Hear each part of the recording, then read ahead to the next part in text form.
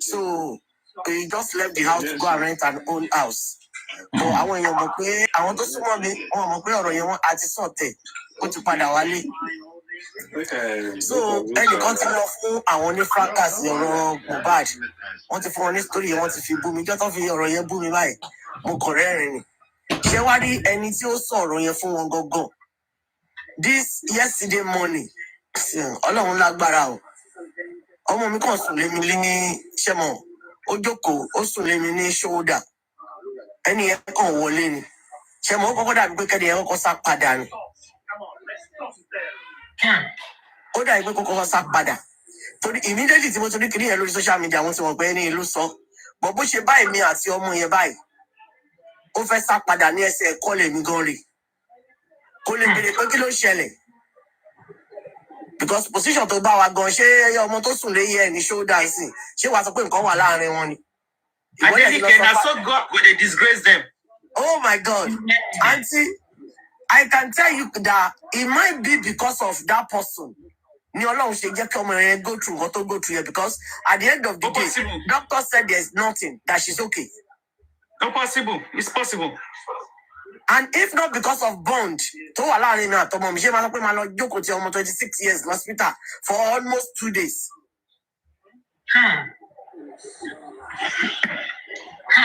So nígbà tára yẹn bá sọ pé ó ti tán, kọ́lọ́run máa gbéràn wọ́n dìde. Ayọ̀lá ó máa gbọ́ lágbo àwọn olódodo.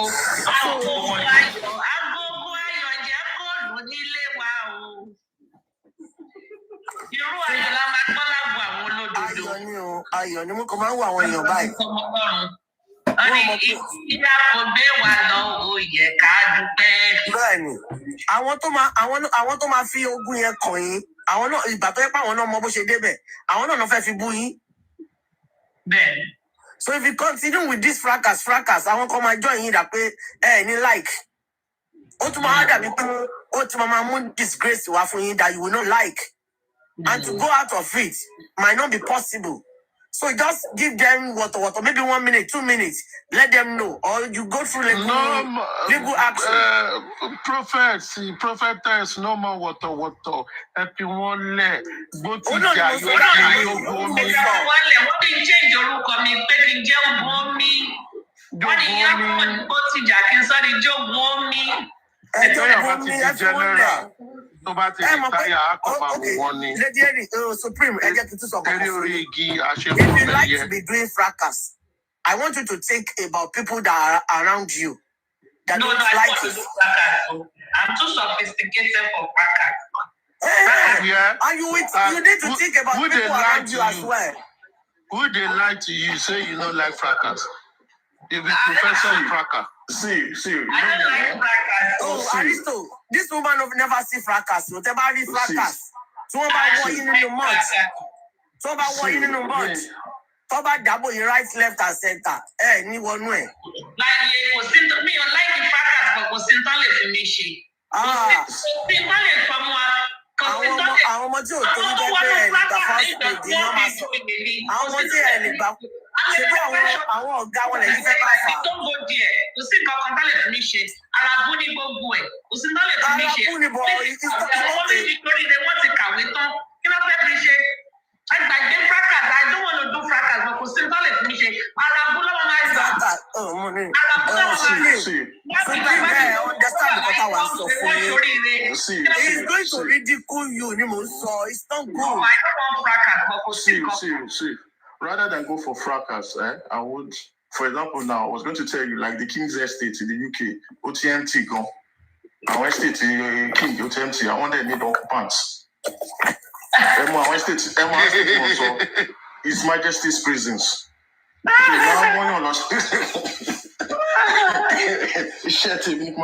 Mo ti rí bí látara mo kọ́kọ́ sá lọ ní pé no, ẹ̀mí mi ò gbé. Má padà wá. Irú àwọn bíbí yẹn máa wá nǹkan tó ti ṣe ẹ̀dẹ̀ máa lọ report wọn. Wọ́n ti ṣe ọ̀tọ̀ ẹ̀ sọ àìní mo rán ẹ lọ sẹ́wọ̀n ẹ̀ mo lọ report ẹ̀ o. I think we are not better. Àrí Papariano. Mo ní àrí Papariano láàárọ̀. Papariano is in a hotel. I don't know that go to the camp. Okay. Ṣé ara ń ta yín ni? Ẹ jẹ́ kó lọ àwọn ẹlẹ́jẹ̀ tútù. Ẹ jẹ́ kó lọ àwọn ẹlẹ́jẹ̀ tútù. Àwọn ẹlẹ́jẹ̀ búburú náà ló ń bá ṣeré láti joy. Torí ẹ̀ lọ sí ń já wọlé ẹ̀ jẹ́ kó lọ ẹlẹ́jẹ̀ tútù. Aristocrat. Yes, I am aristocrat, not aristo. Sugar daddy l'aristo. Hold on, someone aristocrat. Aristo ọmọdé. Aristo. Aristocrat. Can you hear me, sir? Hello, sir. I think the network is. Aristocrat. Where are you based in Nigeria? Where are you based in Nigeria? I'm in Nigeria and I'm based everywhere. Lagos, Port Harcourt, Kano. Do you know much about Badagry, sir? I know a little about Badagry, yeah. So, educate me nípa bẹ̀. Kí ló dé? Ẹ fẹ́ rán mi lọ kí àwọn alágbára tó wà bẹ̀ wọ́n lágbára ń bẹ̀. No, a ní ilẹ̀ ń bẹ̀ ni. A ní ilẹ̀ ń bẹ̀. I have a neighbor. Sir? I have a neighbor that is from Badagry. Ọmọ Badagry gangan ni. I have a neighbor. So báwo ni bẹ̀ ṣe rí, sir? Who grew up from Badagry. In terms of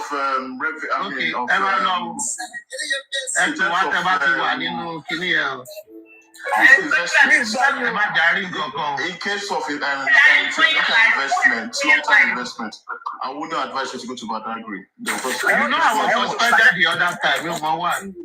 Why should you know me with your life? Because this is a Are you going live? Me? No, I said I was suspended the other time when I went off. So, what you have to want to your detention, which was okay. Me, I'm going to show you how people. Aristocrats were suspended today. Maybe Thunderfire will go live, maybe. Today, while I was live, I was suspended. It was later that I saw that. Yeah, it was later that I saw that I was suspended. Yeah, somebody is talking about. Yes. Was talking about Badagry. Please educate me. I was suspended. That was why I went off. Maybe so. I think they were reporting it. Yes, I don't know for them. Only question. Madam Adenike.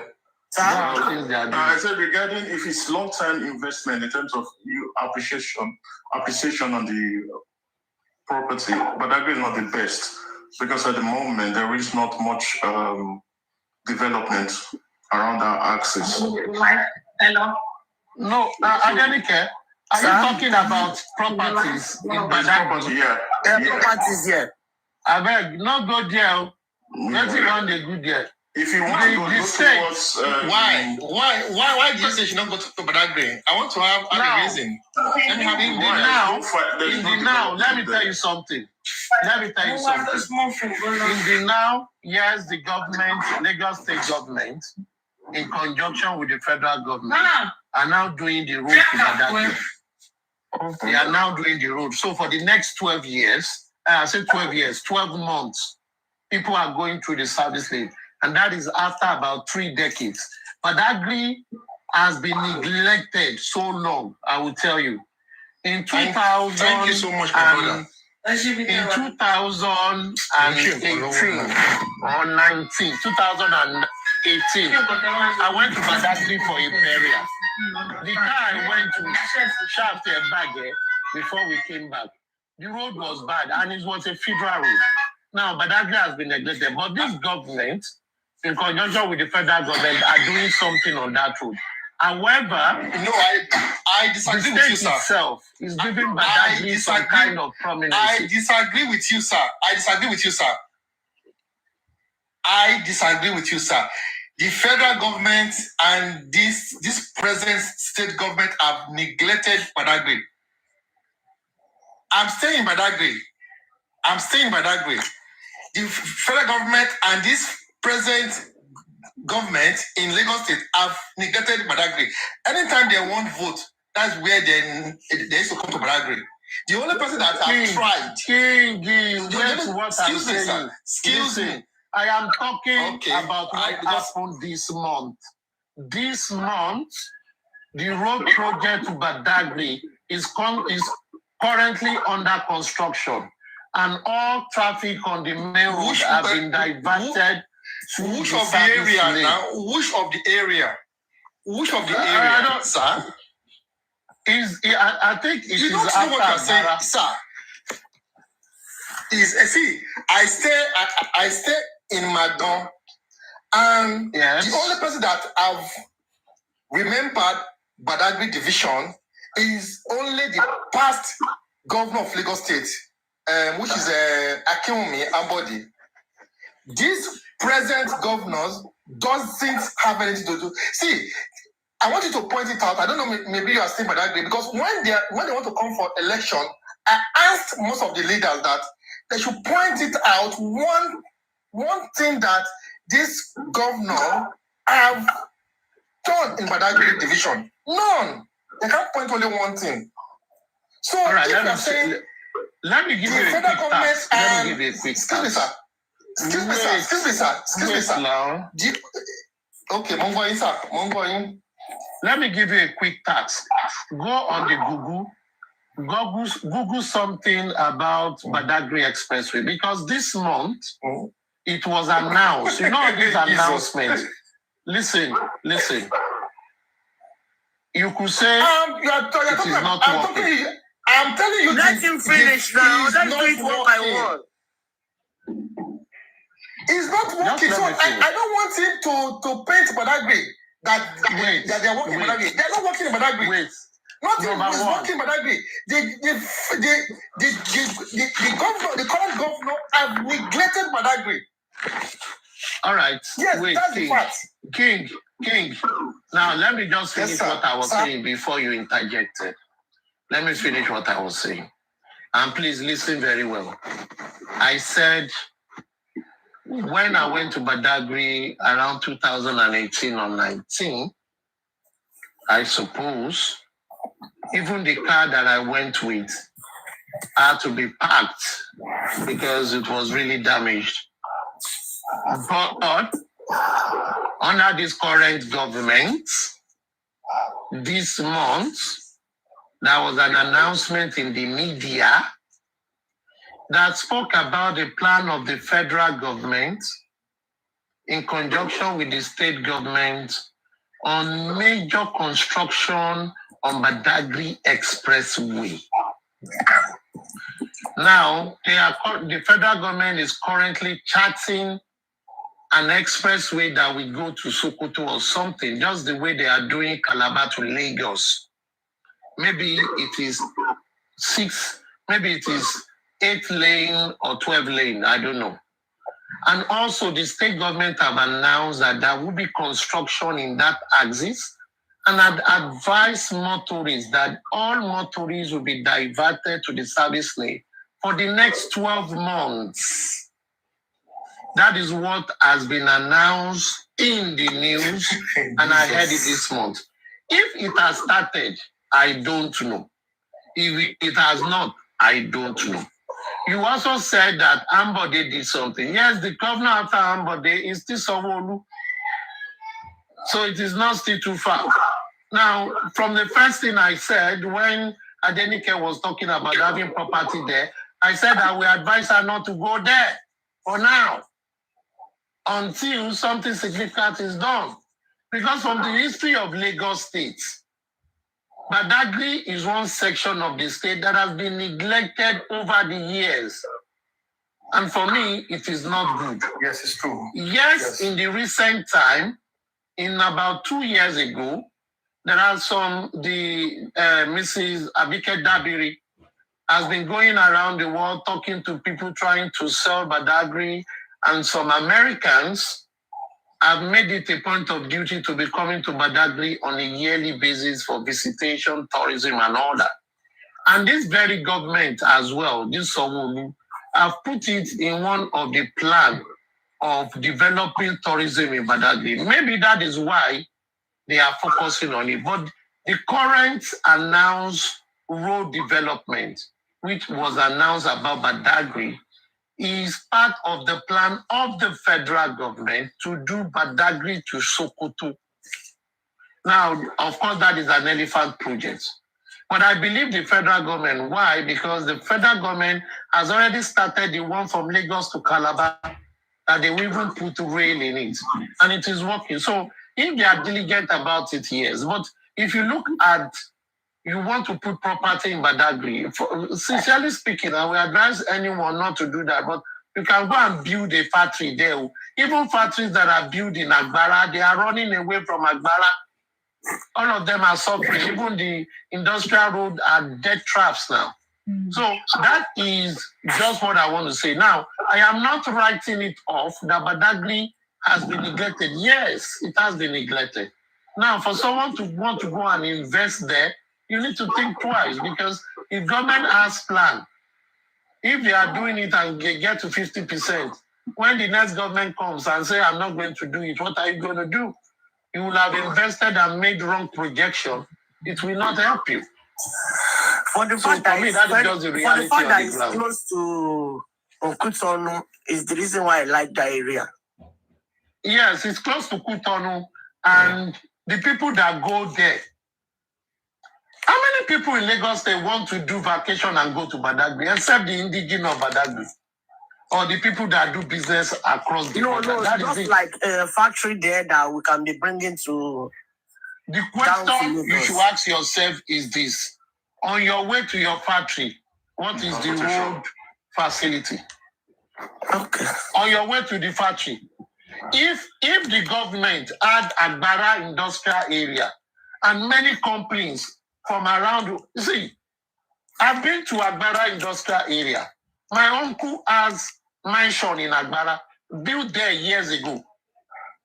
I know if you go greet them, instead of they live there again, he don't come out. If they live for Ijebu there now, he don't come out.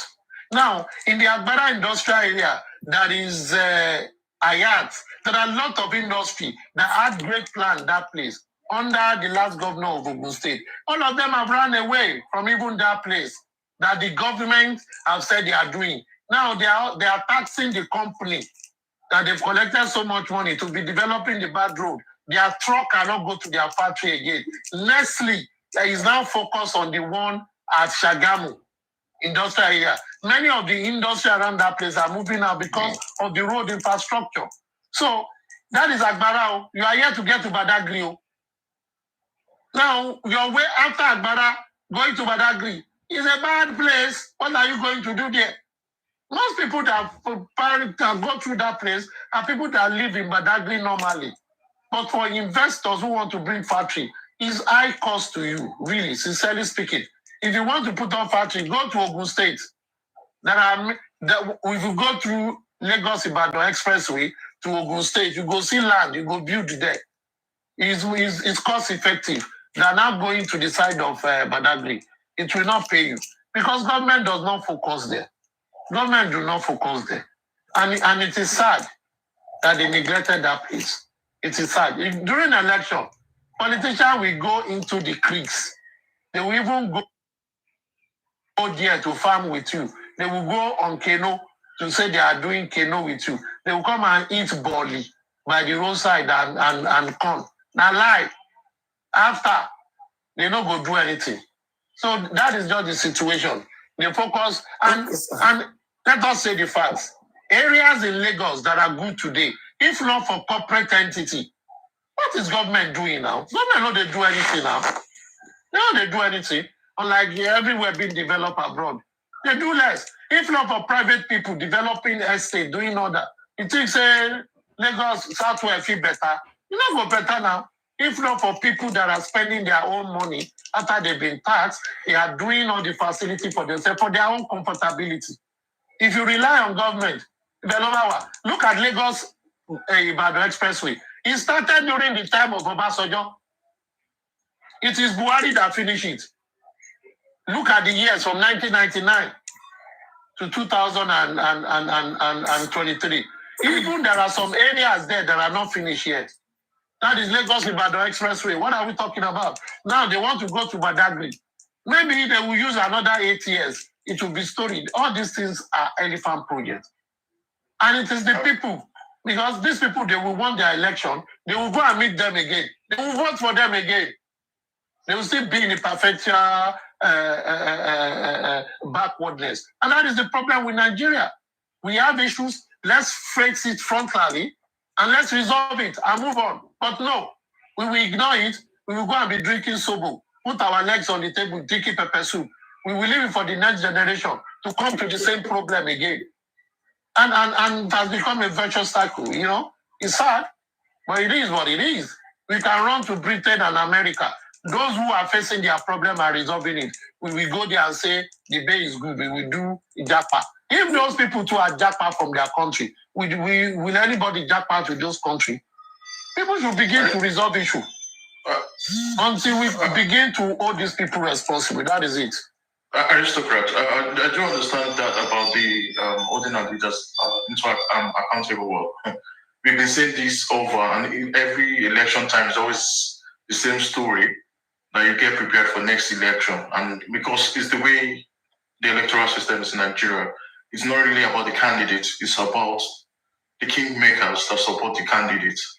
So you see people voting for certain individuals based on the support of the kingmakers in their locality. That's why you saw in the last election, the current president having support from the kingmakers in the northern parts, southwestern parts, and so on. So every time these certain political gods, that's what they call them, the godfather, are the ones that decide who become our leader. So I have raised this thought with other people, and people have, so most people don't buy it, but I said rather than we not having good road networks, why don't we encourage private companies to come in, invest the money, build roads, then toll the roads? Rather than not having roads, let us have roads, then people pay to use the roads.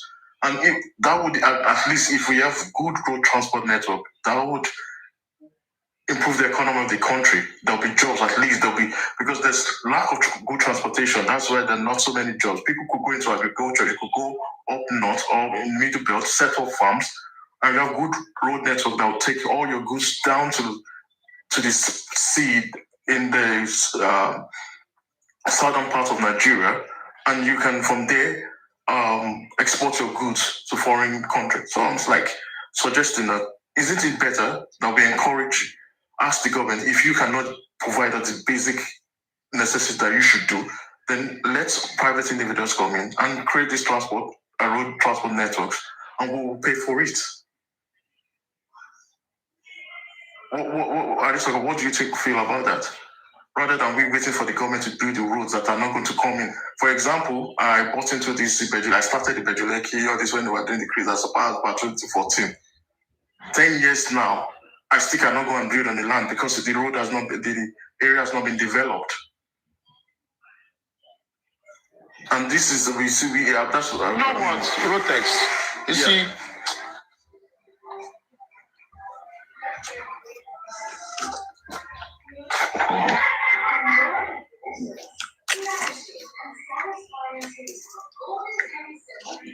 Hello, Aristocrat.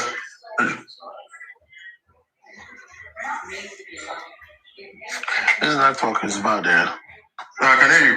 Rotex, am I audible? Yeah, you're audible. You're audible, I can hear you. So, hear me? There is something I want to say. You see, let me tell you something. The Bible says, if the foundation is destroyed, what can the righteous do?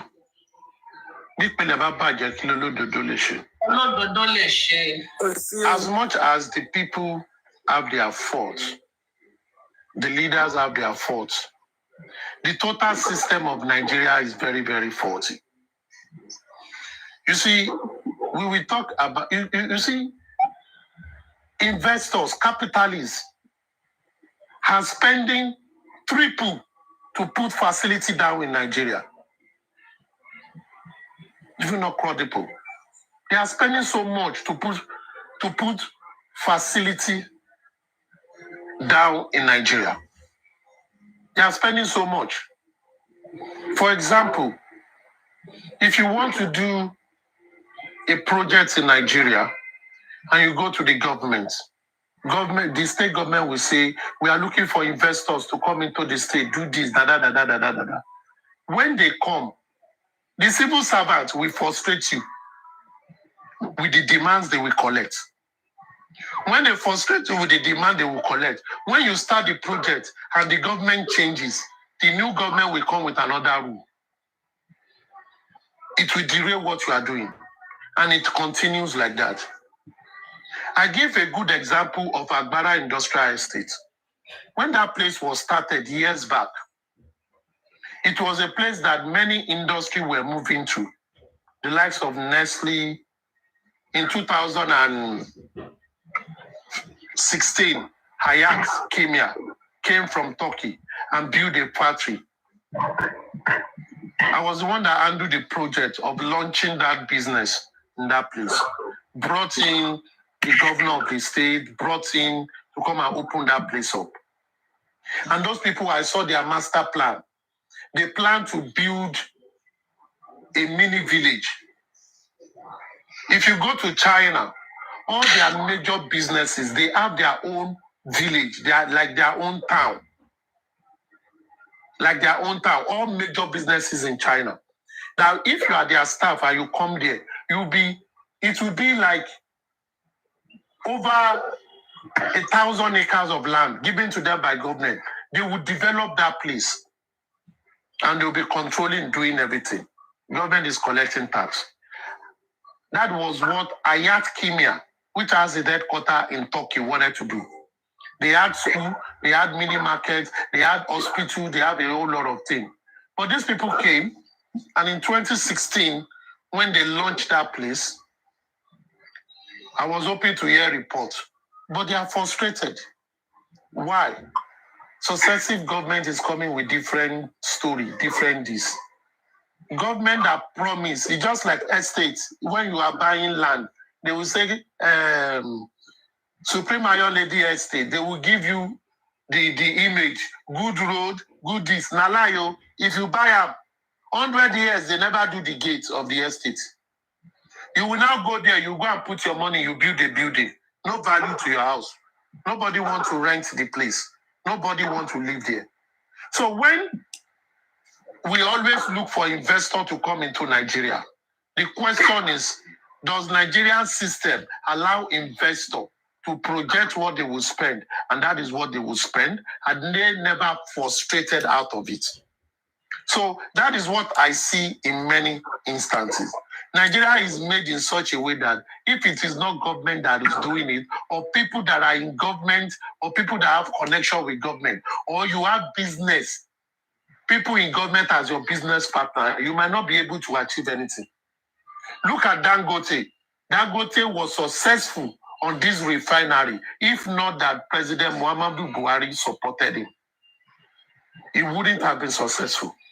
He will never be successful.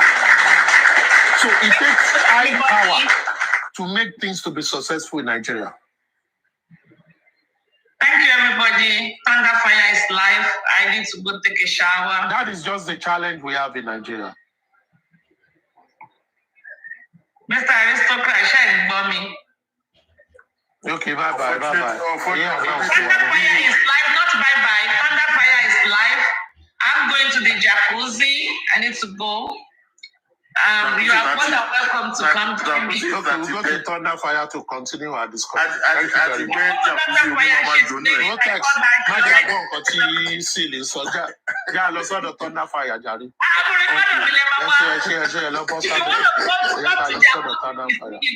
Don't let us be imagining.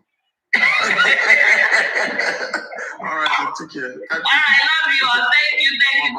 Thank you. God bless you. God bless you. Bye-bye.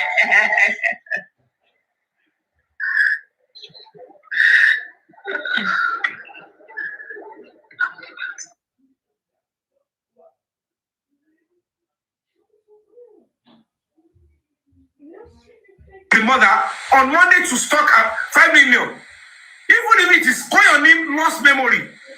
Mommy, Emma Padabo, ọmọ yìí ti ṣe lọ́wọ́ ẹ̀ gbogbo ìfẹ́ lọ hospital ẹ̀yìn tí wọ́n bá sọ̀rọ̀ because wàá bá wọ pé tí ìyá ẹ̀ bá dé tó bá rí owó ọmọ ẹ̀ tó wú báyìí first time tó bá bẹ̀rẹ̀ wí kí ló ṣọkọ ẹ̀ lọ́wọ́ wàá ní àtàná ni ọ̀ṣẹ́ léṣe lọ́wọ́ wọ́n ṣá lọ́wọ́ ọwọ́ ẹ̀dẹ̀ ẹ̀rọ ẹ̀ ti pè nọ́ọ̀sì látànà oyún lòun ò lè wá ó ń bọ̀ lọ́la yeah so there are some things you know that if you say to your mother-in-law or any other adult wọ́n ti wọ pé eléyìí yóò tiẹ̀ náà ní ọkọ ẹ̀ eléyìí ó lè gùn yòókè ọkùnrin lẹ̀ so at the end of the day what if negligence is already setting? So even if whatever by MOHBAD cannot be established, it could still be certain that negligence took MOHBAD's life. It's part of the reason why he died. And whoever, and the only person negligent is the wife and every other adult in the house. Papa, I see nurse gone. Oh no, nurse, professional negligence here. I'm talking about proper negligence, like you leave somebody to die when you're supposed to give the person care. Okay, hospital. Share para rule about and if I hear the hospital, and one rule, does that make any sense? The judge and the trial court will tell you, make it make sense to me. And it only go very in the hospital. But when it dies, now I want to pay Kemagbilo. So what is the hospital for? Is the hospital a mortuary? The hospital is where they treat people. So why are you not rushing him to the hospital? So you left him deliberately because you decided within you that he does not need hospital. Because you need to let him stand up now and tell us, if he cannot confirm it, it means that he was in a serious pain or he was incapacitated and you left him there to die. Judge play fast one. I'm angry, the league. Lawyer, call up best lawyer on the charge of one. Dr. Conrad Murray was sentenced based on not only professional negligence, but personal negligence. Because he left the man to that in 3 minutes. He was trying to perform nonsense when he knew what might have led to what is causing that seizure. At the end of the day, Conrad Murray so only Michael Jackson ló ní kó máa fún ní propofol yẹn lọ fún ló ṣe administer if you're a doctor so by the doctor so but level one of a drug you should not be given anymore. No matter what the person says, you don't have to succumb to that. That is the so Yomi, àwọn èèyàn young in bíbá àwọn ọmọ Gen Z pọ̀ kan bíbá but Yomi ṣé nǹkan tó ṣẹlẹ̀ sí Ṣẹ̀rùbà wọn ṣe àwọn nǹkan tó ṣẹlẹ̀ sí Ṣẹ̀rùbà wọn tó follow case Ṣẹ̀rùbà wọn Governor Adeleke. Is that not the senator? Senator and Governor Adeleke ẹ̀yin èèyàn tẹ́ wá bíbá let me speak in English for them. Ṣẹ̀rùbà is a very good close family friend of the Olun lawyers. You know the Adeleke and the Olun lawyers are friends. Now, this is Davido's uncle. He was the first, he wasn't the first, but he was the senator of Osun State and the first executive governor of Osun State. And his name is Isiaka Adeleke. Governor Adeleke had a back problem and they had surgery. After the surgery, he was recovering. But by the time he entered the Senate, from the governorship, when he finished in the governorship, the complications got so bad that they did not go to the hospital. They hired a nurse to come to the house. And when the nurse will come, it was a male nurse who will inject him with painkillers and all that. The same scenario as Dr. Conrad Murray, who was the many of these children were 4 or 5 years old in 2009. Dr. Conrad Murray was Michael Jackson's doctor. Michael was preparing a tour after a long hiatus, and he wanted to be healthy, he wanted to perform hard. So Dr. Murray was giving him a drug called propofol, which will keep him awake a lot and be energetic and do more practicing. But Michael kept taking this propofol, and there were times that it was too much. And Dr. Murray said that Michael just asked me to keep giving it to him. Even if the patient is requiring the stuff, you as a doctor should not do that kind of stuff. It is dangerous. And then they were giving him Demerol as well for pain. Like Michael had this thing this obsession about his concert and everything. So in any case, the propofol Michael was overcome by the propofol and he died. So Dr. Murray was arrested. He did, how many years? Look back, 2 or 3? I'll 2. 2 years, look back. One for the manslaughter, when they lose license and everything. But at the end of the day, like if you look at Sherubawon, Governor Adeleke, that's his nickname. Governor Adeleke's nurse kept giving him the painkiller because Adeleke was very much in pain. And all this was going on in the house. So, Yomisho Shimbo Mimbe.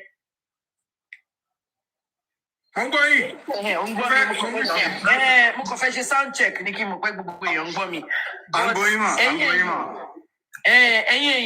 Governor Adeleke, at the time he was a senator. Senator Adeleke kept telling the nurse to keep injecting him with the painkiller, and the nurse kept doing that.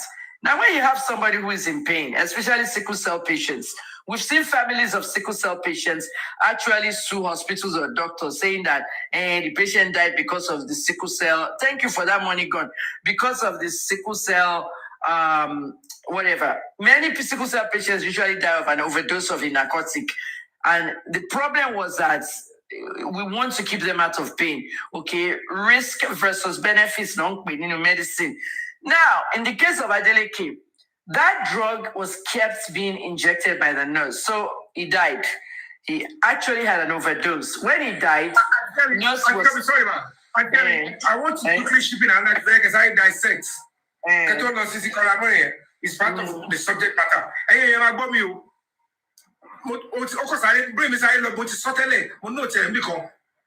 They said MOHBAD was fighting Prime Boy. Yeah. And Glass, Abi? Yeah. And to tell me between you and I, and you're listening to me if I'm making sense or not. He eats the car or the glass, and the 5-month-old was in the car with the mother. Who will be the first person to react and ask that to know what is happening to the child? You should be the first person. Mm-hmm. The first person. Or is it possible? Or is it possible that glass to then it's no possibility that only to see one no job in all their testimony about the old glass store, nobody ever said when I saw the glass broke and everything, I was struggling, fighting for my son to know. Nobody remember to put out. Considering MOHBAD is intoxicated to come up with for glass. As he spend it on one day, they will forget whatever. Because it's not a potential, it's a potential danger. And like KGB, glass here before, they will swap me and the child into the other car. Glass okay. Because excess breeze will be seriously putting the child in danger. Now,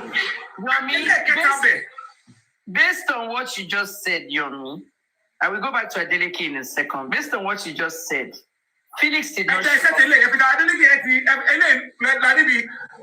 knowledge on that. But very far about it, Adeleke. Bí àwọn èèyàn ṣe ń fún yàn lóògùn tó ń dose wọn. Nígbà tó ṣe trial ti Nurse Adeleke. Nurse Adeleke was acquitted in the end, as you know. Thank you. Exactly. Thank you for the gift. So your Mishori Nurse Adeleke was acquitted in the end, but I just came back from Canada and I waded in it the whole thing because I felt that the man was in pain and I just kept giving him pain medication. And you are not a doctor, you are a nurse. Why were you doing that? Why are you shaking it? Because he was really in pain and everything, and he demanded if I don't give him the pain medicine, So I started comparing Adeleke to Conrad Murray. Like people saying that the patient wanted me to keep giving them. A lot of people in Nigeria said, why did Adeleke have a nurse in the house? Why was he not in a hospital? Okay? And the reason was that he was in a hospital, but he was at home in what we call hospice. Hospice care, where a nurse comes and takes care of you in the house, which is nothing wrong. Now, the reason I had to tell the young people that story, Davido's uncle, okay, when he died, then his brother entered the Senate on another party, PDP, and that's what made Demola a senator. And PDP was rejoicing, saying they can win this, they can win that. It was a sympathy vote. He just took over. And Demola went to the Senate and then became governor. Now, what's happened to Isiaka Adeleke is important. And what happens to, Michael Jackson's doctor is important. One of the things I heard about MOHBAD's nurse is that, because I want proof was inside that loss of him. Now, if this is in fact true, regardless of what killed MOHBAD, both here just have triaxon look by MOHBAD. If this is all true, the death certificate should be reading drug, blah, blah, blah, secondary to a stab wound. Secondary to something else. From what I heard, one nurse here, to administer self-triaxone sínú bag yẹn, IV bag. Wọ́n lọ́nà pàkó gbogbo IV bags, gbogbo vials, gbogbo ampoules náà kó lọ pẹ̀lú wọn fún evidence. Wọ́n ní sodium chloride ló gún mọ́ pé kò gún nínú 5% dextrose. You know when we're doing IV bags, àwọn alamá ṣe IV bags. How true is it that Adura at a point went to buy some injections? Now, is it true? Ente mi gbọ́ pé lọ ra injections ní DJ Bami. Òun náà sọ pé lọ sí pharmacy lẹ́ẹ̀mejì. Mi ò gbórúkọ Àdúrà rárá. But ẹni tó rán wọn lọ sí pharmacy was not. Until DJ Bami mú wá yẹn, was it administered on MOHBAD? That is the question. According to police, the police said we took a lot of empty vials. And when empty vials at our ampoules to me, we got to go MOHBAD injection or reach antibiotic. The police used. I don't know. If you know to my question, pertaining to I asked a vital question. See,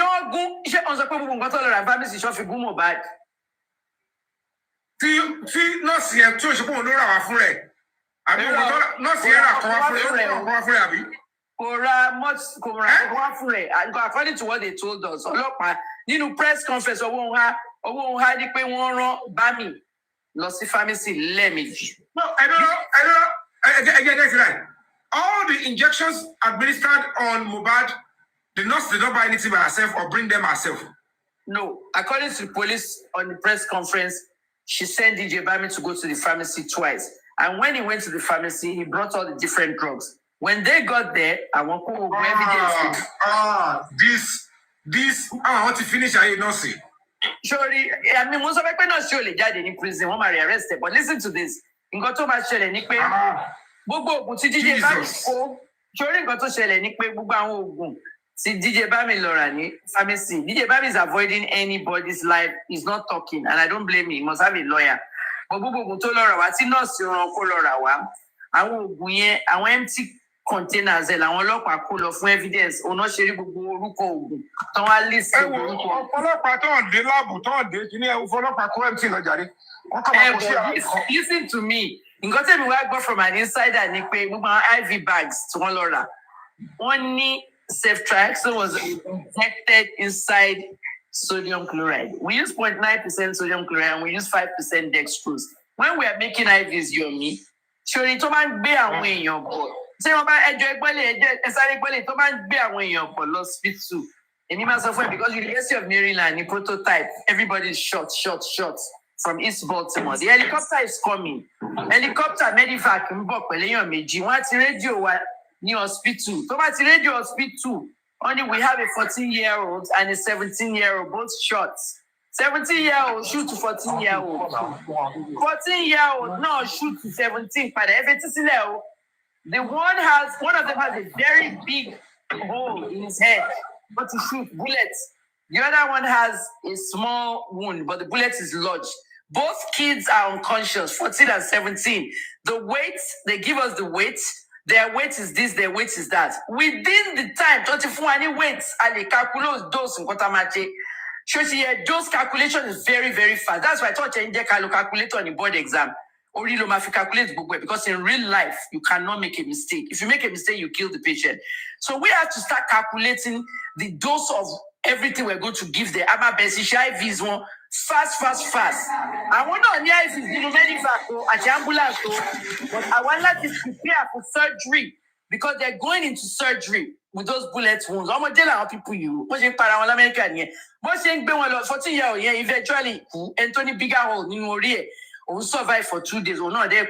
But right now, when it's a shoot around one, so violence is Baltimore, but I want to prepare.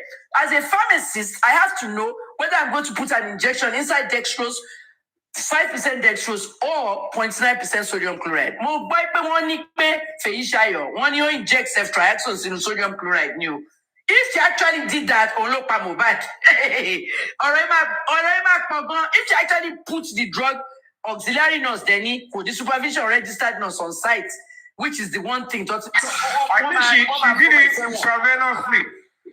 If she actually infused, so you got to my ceftriaxone here, o ti be nínú ampoule, nínú glass kini here, o ti draw sínú syringe. O awa gun wọnú bag yẹn. Check sodium chloride no hang glory bag here instead of dextro or MOHBAD here straight. Don't want to inject any MOHBAD person convulse, tipo goosebump day. Meaning pe on lo actually MOHBAD. Secondary to I want to go start there. Just like I explained with my cousin. Most I explained in a video. Kuli lawyer was in a car with a bad character. Only drug dealer. You were a drug dealer in car. All up and laying high speed. I was crash. One hospital. Kule was in surgery. Once you better surgery, anesthesiologist day, one full anesthesia, complex gave go pass to one accident. He ever overcome anesthesia. Kule baku. That's how Kule lawyer died. The anesthesiologist made a mistake. The hospital paid his wife $8 million. Can you imagine?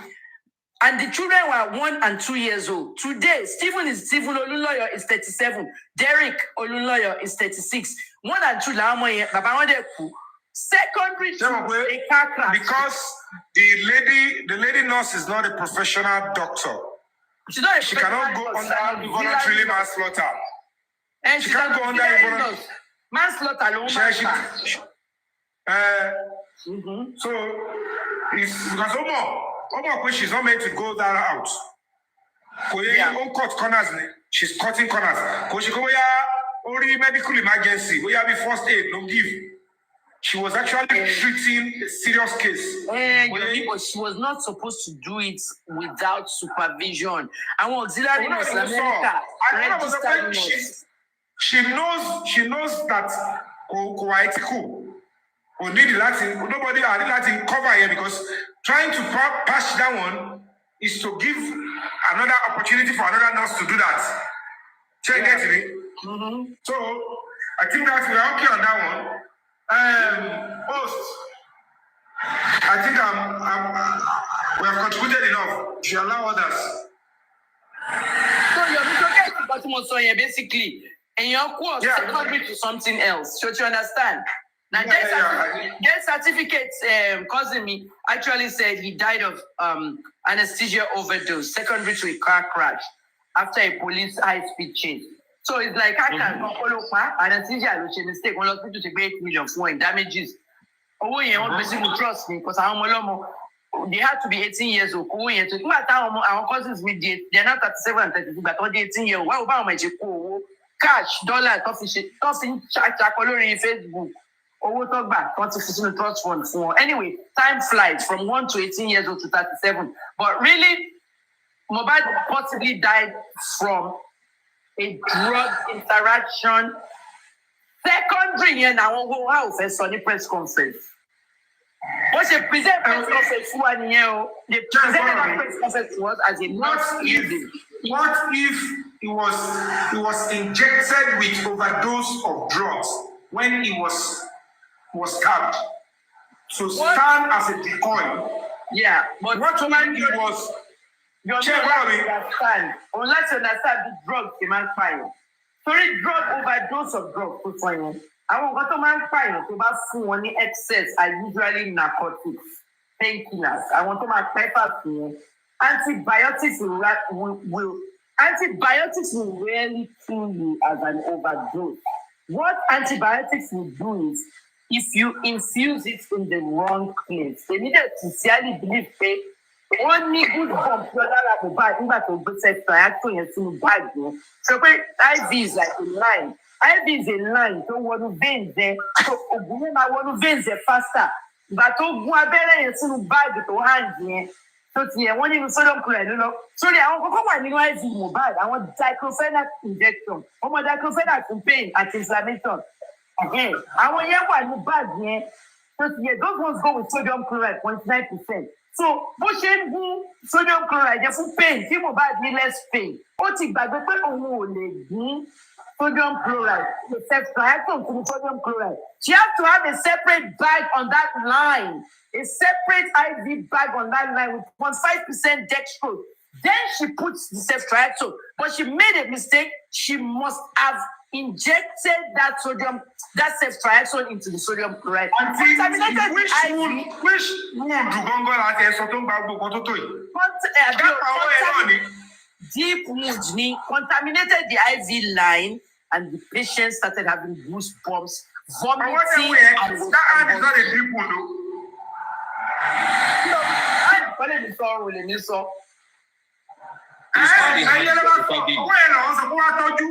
They told us she's coming to treat the hand. They said she's coming to treat the hand. They should bring the nurse.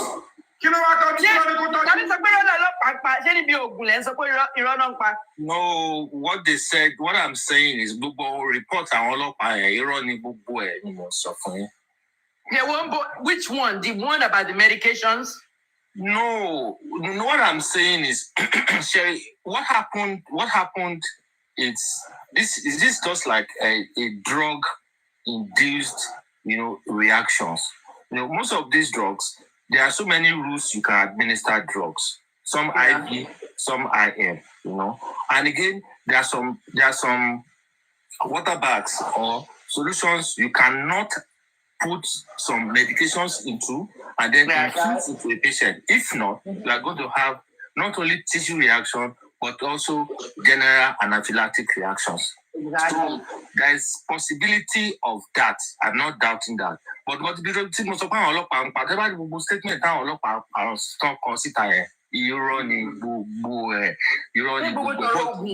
but for that to the nurse is never safe.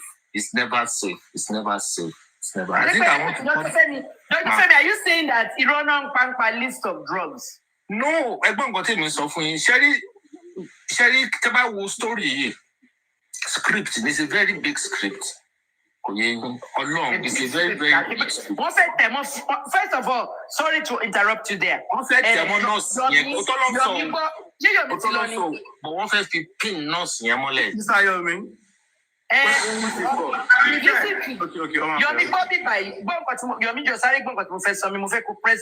Dr. Femi, what they did, they put a wanted stick poster out for Prime Boy. On fait pin Prime Boy. When that one didn't work, because Prime Boy when that didn't work, they came out and they did the press conference. They came out and they did the press conference, and they now said the nurse, was the key to the death. They said the anaphylactic reaction, the 3 injections. And I'm saying, solution will not infuse. Sodium chloride, dextrose. There's so much we did not see. The nurse confirmed she treated and administered those injections. Yes. Nurse, she needs to tell us the route of administration. How did she administer them? A lot of Dr. Femi, a lot of the medications were administered by IV and IM. I believe that at one point, once upon diclofenac one, IV, at one point, because it was continuous pain for him. But the initial dose of diclofenac went IM. And you tell me,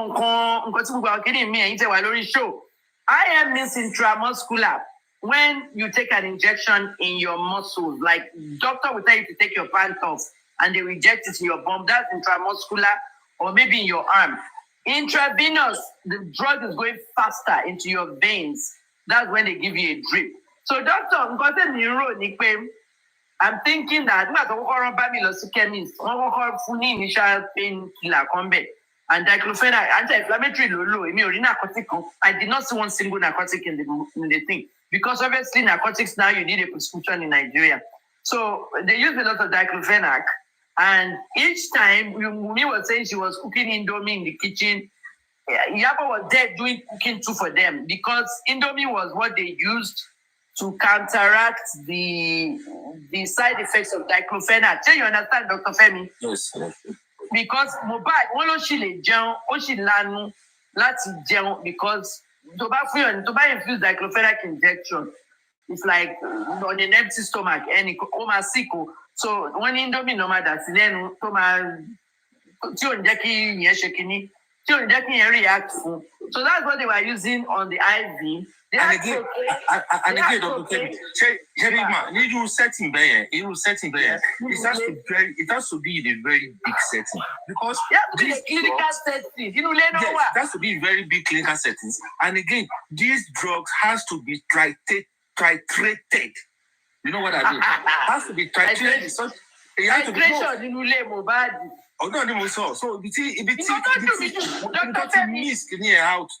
Yomi, Dr. Femi, nǹkan tó dùn mí jù ni pé àwa wá lọ di TikTok discussion. Nǹkan tẹ́ pé àwọn Nigerian doctors tó yẹ kó ti jáde kó máa bọ́lọ́pàá ṣiṣẹ́. Àwa wá lọ di TikTok discussion.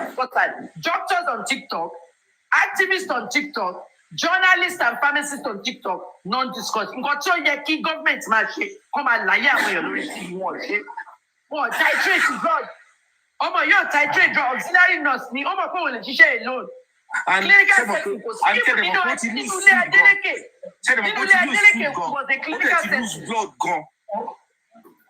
Wọ́n á gbé Juve blood, wọ́n lọ jó yẹn náà, Ìyábọ̀ ní kó lọ jó ná. Wọ́n ṣèkà fún MOHBAD. All right, Goma, it's nice being here. Moderator, thanks for bringing me up. Yeah. Everybody, I appreciate you. Dr. Kemi, I want to ask you a question. How have you been able to sometimes when you talk, you go back to 1920, we had 19 clinical, you give more precise date, precise time, precise location, precise this, precise that. In fact, I don't follow you back there too. I must confess, I must congratulate you for that. You are such, you know what I mean? I mean, consciously, in terms of time, I was ahead of all the others. Same question, I wanted to correct injury to move forward. Another continue for injury.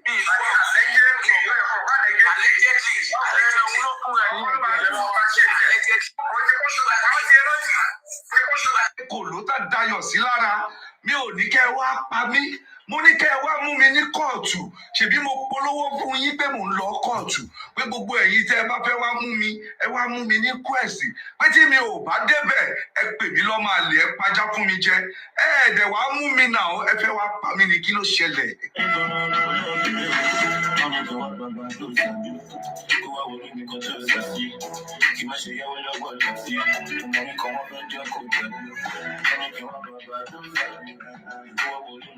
Àwọn kan náà ṣàláwọn ò ṣe justice mọ́ tí wọn ò dẹ̀ polówó pa wọn máa wá bẹ́ẹ̀ ṣùgbọ́n wọ́n wá torí climb tiwọn. Ẹ ṣáà rí i pé mo polówó tèmi, mo ní mò ń bọ̀ ní kwẹ́sì, mo ní gbogbo yín àti Láti Alábògbé àti gbogbo yín tẹ̀ ń fi múmú alẹ̀ mọ́ mi, tẹ̀ ń fi petition alẹ̀ mọ́ mi, wọ́n máa gbé ni, wọ́n máa pa ni. Mo ní kẹ́ ẹ máa bọ̀ wá pàdé mi ní kwẹ́sì nítorí ibi tí mò ń gbé ẹ lè má láǹfààní láti wọbẹ̀ ṣe ẹ ti gbọ́, ẹ máa bọ̀ kẹ́ ẹ wá mú mi. níbi tí mo wà ní quest tí mo wà mo ní kí ẹ wá mú mi ṣùgbọ́n kàkà kẹ́yìn wá mú mi ẹ wá láti wá pa mí ni. Sàbí Jòjò fẹ́ pa mí ìjọba béèrè lọ́wọ́ ẹ ìdí tó ṣe fẹ́ pa mí. Mo kúkú bá ẹ jà gbogbo ayé lórí fídíò wà lẹ̀ o Sàbí Jòjò.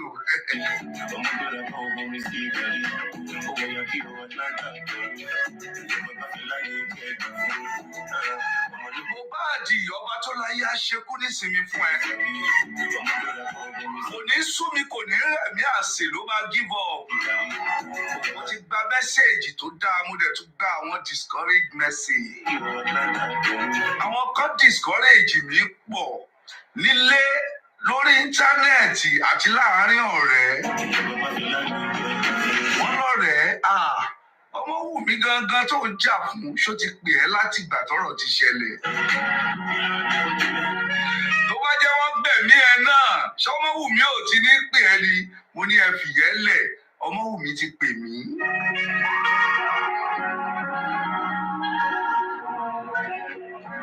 Wọ́n láwọn tẹ́ ẹjọ́ sí pílátífọ́ọ̀mù tẹ́lẹ̀ sọ́pọ́ọ̀tì Ọmọwùmí kọ́ mo ní mo ti sọ fún yín pé Ọ̀túnba Owópẹ̀tù mo dádúró igi dádúró lórúkọ mi. Ìjà ara mi wà láyé ọba tó láyé tó gbèjà mi.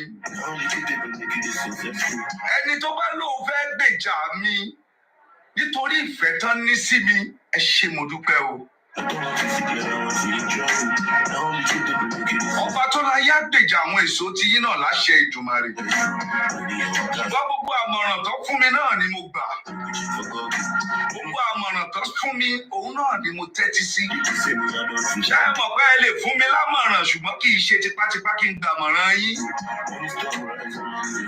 Wọ́n ní ṣé o mọ̀ pé lọ́mọ tó máa kíta fún májì kan pa ẹ́ o. Bọ̀dá mi ẹ máa ṣọ́ra kí ló ṣẹlẹ̀ wọ́n máa kú sí yín lọ́rùn tó o bá kú wọ́n máa sí ẹ́ ni. Òkú Mùsùlùmí ò kí pẹ́lẹ̀ wọn fi mo dákú ṣeré. Ẹnìkan tí mo expect kó lè sọ̀rọ̀ kí n wo condition old age tó wà òun náà làwọn òbí mi wàláì àdúrà náà fi ràn mí lọ́wọ́.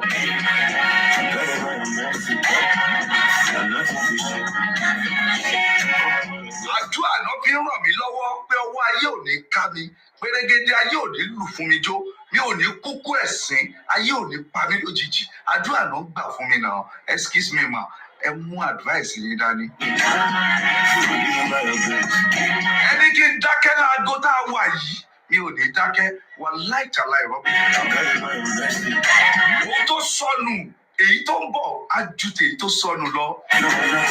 Ilé ọba tó jóná ẹ wà lóbùkún ẹ má wọ́rì ẹ fi gbogbo tó ṣẹlẹ̀ lẹ̀ nǹkan kan ò ṣe mí èmi lélẹ́yìí Ọ̀túnba Owópẹ̀tù Ọ̀gíní ọmọ erin sì jẹkùn ọ̀bẹ́lẹ́jọ́ kojú akọ̀ má ti kà lẹ́yìn awíkoko lójú ọlọ́rọ̀ tọ́lọ́rọ̀ bá gbọ́ kí ni bàbá ńlá ọlọ́rọ̀ fẹ́ ṣe nínú kó para ẹ̀ àbí kó lọ rìpọ́ọ̀tù páyé òun ti bàjẹ́ station.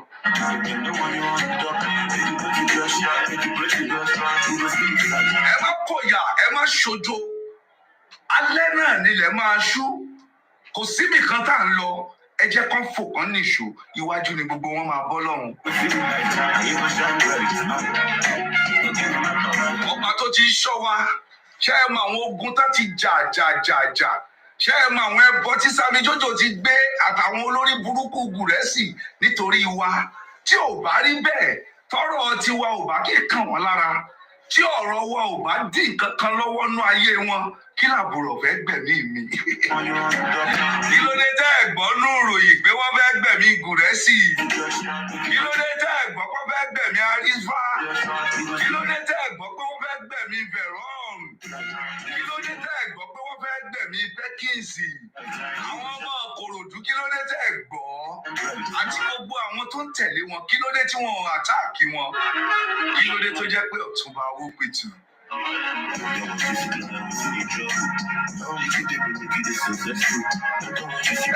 Kò sí ṣíṣe kò sáì ṣe tá a bá padà ń bí wà láìjàláì mo lose gan.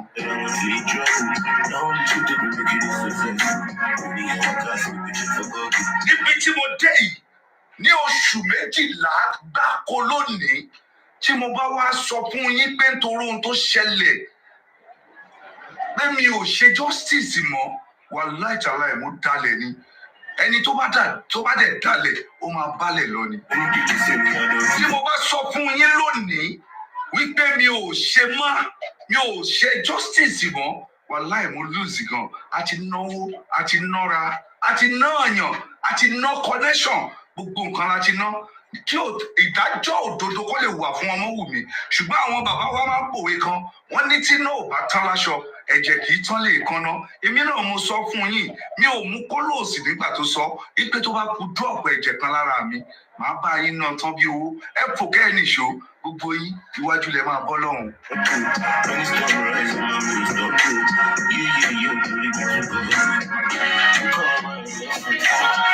tí kì í bá ṣe bẹ́ẹ̀ tí kì í bá ṣaláìlójútì arífá tó ṣẹ̀ṣẹ̀ dé látẹ̀wọ̀n arífá tí irọ́ gbé lọ sẹ́wọ̀n oṣù 12 rèé lónìí tí mo bá lọ police station mo lọ béèlì èèyàn àbí mo lọ rìpọ́ọ̀tù èèyàn ní police station ní arífá dèrò ẹ̀wọ̀n ó dé látẹ̀wọ̀n ó tún padà ń ṣe bó ṣe wù nítorí justice irọ́ tó ń pa ẹ̀wù nǹkan bẹ́ẹ̀.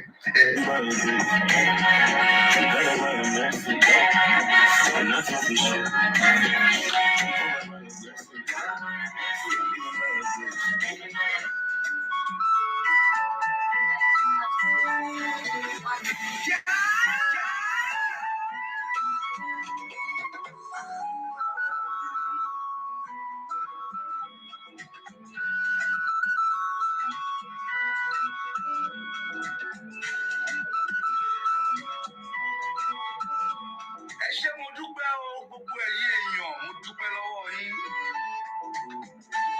ọba tó láyé á bá mi dáadáa padà oore fún yín àwọn èèyàn wọ́n chẹ́kọ̀ mi gan wàláì tàláì ní respect ẹ̀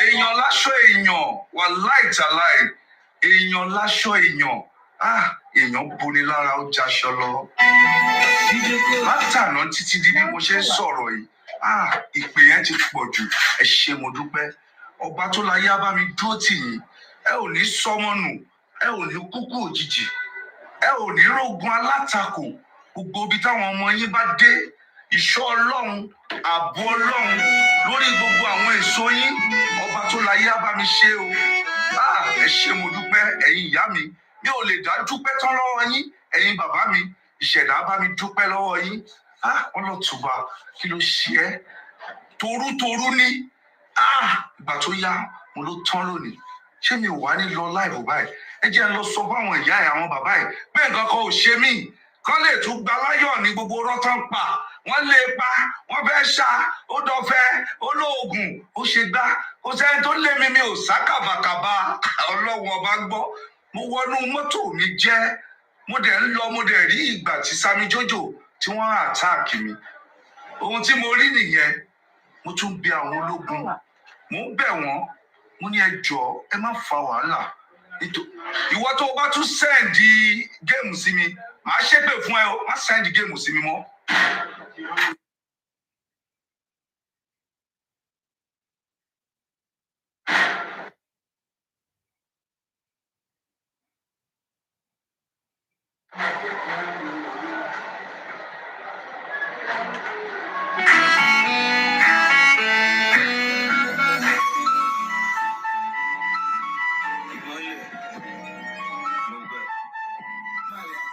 ẹ káàbọ̀ ṣàlàáfíà lẹ́wà ẹ ṣé mo dúpẹ́ ẹ kú fẹ́ mi mo dúpẹ́ lọ́wọ́ gbogbo yín mọ́mì mi àyàmù ẹ ṣé mo dúpẹ́ mọ́mì Bọ́lá ti wà ìyá mi ẹ ṣé mo dúpẹ́ ọlọ́jà ẹwà Christ in me fìtì ẹ ṣé mo dúpẹ́ o mo dúpẹ́ lọ́wọ́ gbogbo yín tẹ́ pè mí tẹ́ mẹ́sẹ̀gì mi gbogbo ẹ̀yin tẹ́ ẹ rí mi pè tó wù yín pé ẹ fẹ́ pè mí mo dúpẹ́ lọ́wọ́ gbogbo yín ẹ ṣé mo dúpẹ́ ọ̀rọ̀ ọmọ náà ni kò ní dìbànújẹ́ mọ́ wa lọ́wọ́ lágbára Ọlọ́run ládùúrú gbogbo ohun tá a sọnù yìí ire àtayọ̀ èsì ayọ̀ ìdájọ́ òdodo òun l'Ọmọwùmí máa rí gbà ẹ káàbọ̀ gbogbo ilé ṣàlàáfíà lẹ́wà Mr. Bashir ẹ ṣé mo dúpẹ́ lọ́wọ́ gbogbo yín o èrò pọ̀ ẹ ṣé mélòó ni mo fẹ́ kí inú yín ìṣẹ̀dá bá mi dúpẹ́ lọ́wọ́ gbogbo yín wọ́n mi dáńsẹ̀ lẹ́kíra yín ká tó bẹ̀rẹ̀ ètò ṣẹgbọ́n mọ́.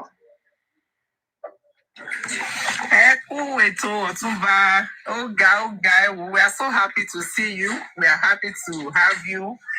Ṣé o, Ọlọ́run ló máa bá wa dúpẹ́ lọ́wọ́ yín, honestly. Ọlọ́run nìkan ló máa bá wa dúpẹ́ lọ́wọ́ yín. Ká tiẹ̀ tó kíra wa, àwa tiẹ̀ fẹ́ kọ́kọ́ kí yín náà. Ẹ ṣé Ọ̀túnba o, ẹ kú ọ̀rọ̀ ọmọ o. We appreciate you so much. Adúpẹ́ lọ́wọ́ Ọlọ́run fún kíkó yọ, tọ́lọ́run bá wa kó yín yọ. Torí pé ìwò tó ń pàparò bí ká fi ṣe kinní kan ni.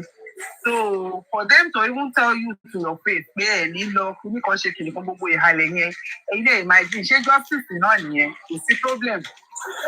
Aṣá àti yín o, ẹ kú ìfọmọnìyàn ṣe o. Wọ́n gbé page lọ. Page 14,000 followers, wọ́n gbé lọ. Wọ́n tún wá 40,000 tó fẹ́ pa. Ẹ rí pé tí wọ́n ti bá wọn báyìí. Nightmare ẹlẹ́jẹ́ fún wọn, ẹ mọ̀ pé mi máa sọ Ọ̀túnba. Nightmare ẹlẹ́jẹ́ fún wọn torí pé ẹ mọ̀ pé nǹkan táwa máa ń ṣe bíbá ó yàtọ̀ sí ti gbogbo everybody. Àwọn èèyàn wọ́n máa jókòó, wọ́n máa analyse látàárọ̀ dalẹ́. Wọ́n ti analyse títí for 12 months now. 1 year. Gbogbo analysis that everybody ń ṣe àròjútùú ẹ̀. Nǹkan tó ń sọ náà tún máa tuntun sọ. Tẹ́ bá dé bí yìí, n táwọn eléyìí sọ, tẹ́ bá tún dọ́dọ̀ àwọn eléyìí, the same similar thing náà tún máa sọ. Àwọn adé sọ pé àwọn ò ṣe analysis because wọ́n ti sọ pé anti-justice ní wá lọ́dọ̀ wa. Àwọn adé ti yọ̀ǹda analysis fún wọn. Pẹ̀lú pé àbá wọn ṣe analysis, kí ló dé tí wọ́n tún ń tojú bọ ọ̀dọ̀ wa? Kí ló dé tọ́dọ̀ tí wá tún wá jẹ́ problem fún wọn? Well, ó wà okay o. Ó máa jẹ́ problem fún wọn náà ni. And èmi dẹ̀ mọ̀ pé olóòótọ́ bí nǹkan tẹ́yìn náà ti sọ, olóòótọ́ kì í kú sípò ìkà. Nítorí ẹ̀ náà lọ́lọ́run ṣe kó yín yọ, torí pé nǹkan tó ń plan fún yín ọ̀tọ̀ ni. Bí mo ṣe máa ń encourage yín pé kẹ́ lọ, ẹ mọ̀ pé mi ò fẹ́ jẹ́ kẹ́ lọ ìtẹ́lọ yìí. Èmi gangan ni mo sọ pé Ọ̀túnba ẹ má lọ, but ẹ dẹ̀ ṣe ọkàn akin, ẹ sọ pé ẹ máa lọ. Nígbà tẹ̀lé sílẹ̀ máa lọ, àdẹ̀fàdúrà sí yín.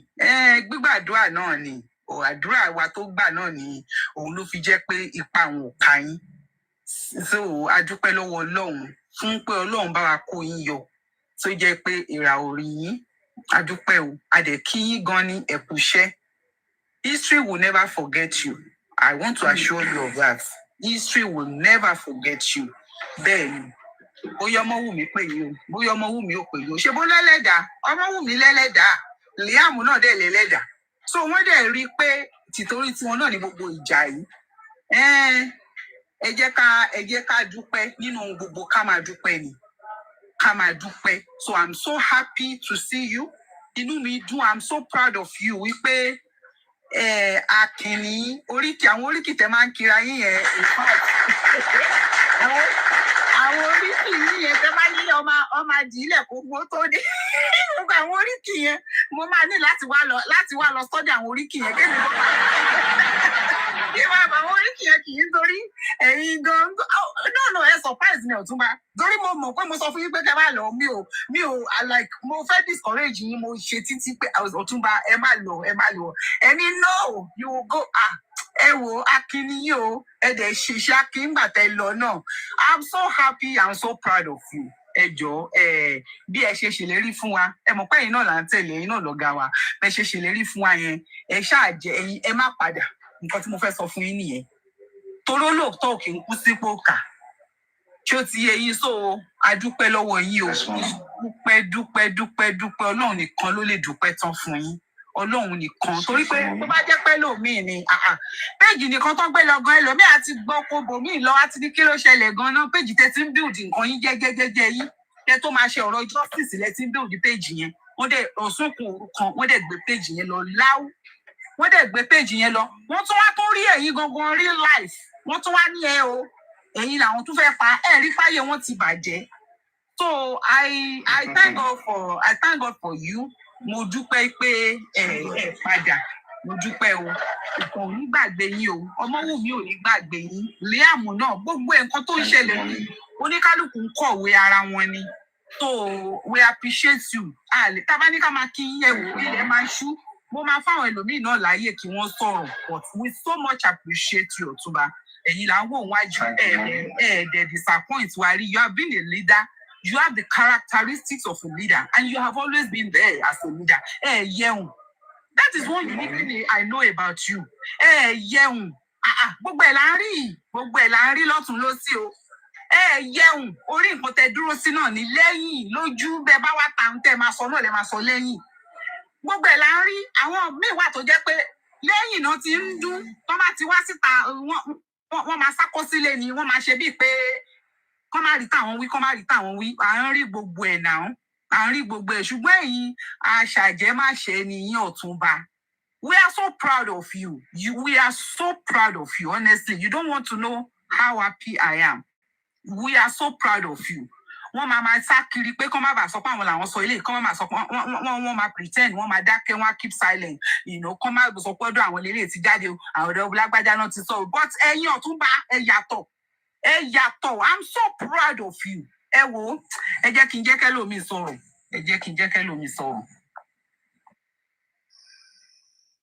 So, Mommy, I am. Ẹ kúrọ̀lẹ́ o, ẹ káàbọ̀ mà. Ọ̀túnba ẹ kú ọ̀rọ̀ ọmọ o. Agbọ́rọ̀ Ọlọ́run àwọn ọmọ yóò ní alátakò. Ẹ ní nídààmú ayé o. Eléyìí ó sú mi. Eléyìí tẹ́ ẹ ṣe yìí kò ní bu yín lọ́wọ́ lágbọ́rọ̀ Ọlọ́run. Oore tó pọ̀ lọ́lọ́run máa fi dá padà fún yín lágbára Ọlọ́run. Ẹ ní dààmú. Ẹ ní mọ̀ṣòro. Torí this is beyond me. Because wọ́n ti mọ̀ pé wọ́n tún bá ṣe wà ń bẹ̀. Irọ́ máa já. Àwọn dẹ̀ ti múrọ́ lóye tó fẹ́ fi back up gbogbo ibi tó ń lọ yẹn. Wọ́n ní bọ̀bọ́ yìí ò ní jẹ́ ká mélèé ó ti ká wa. Gbogbo nǹkan tó ń jà sí nìyẹn.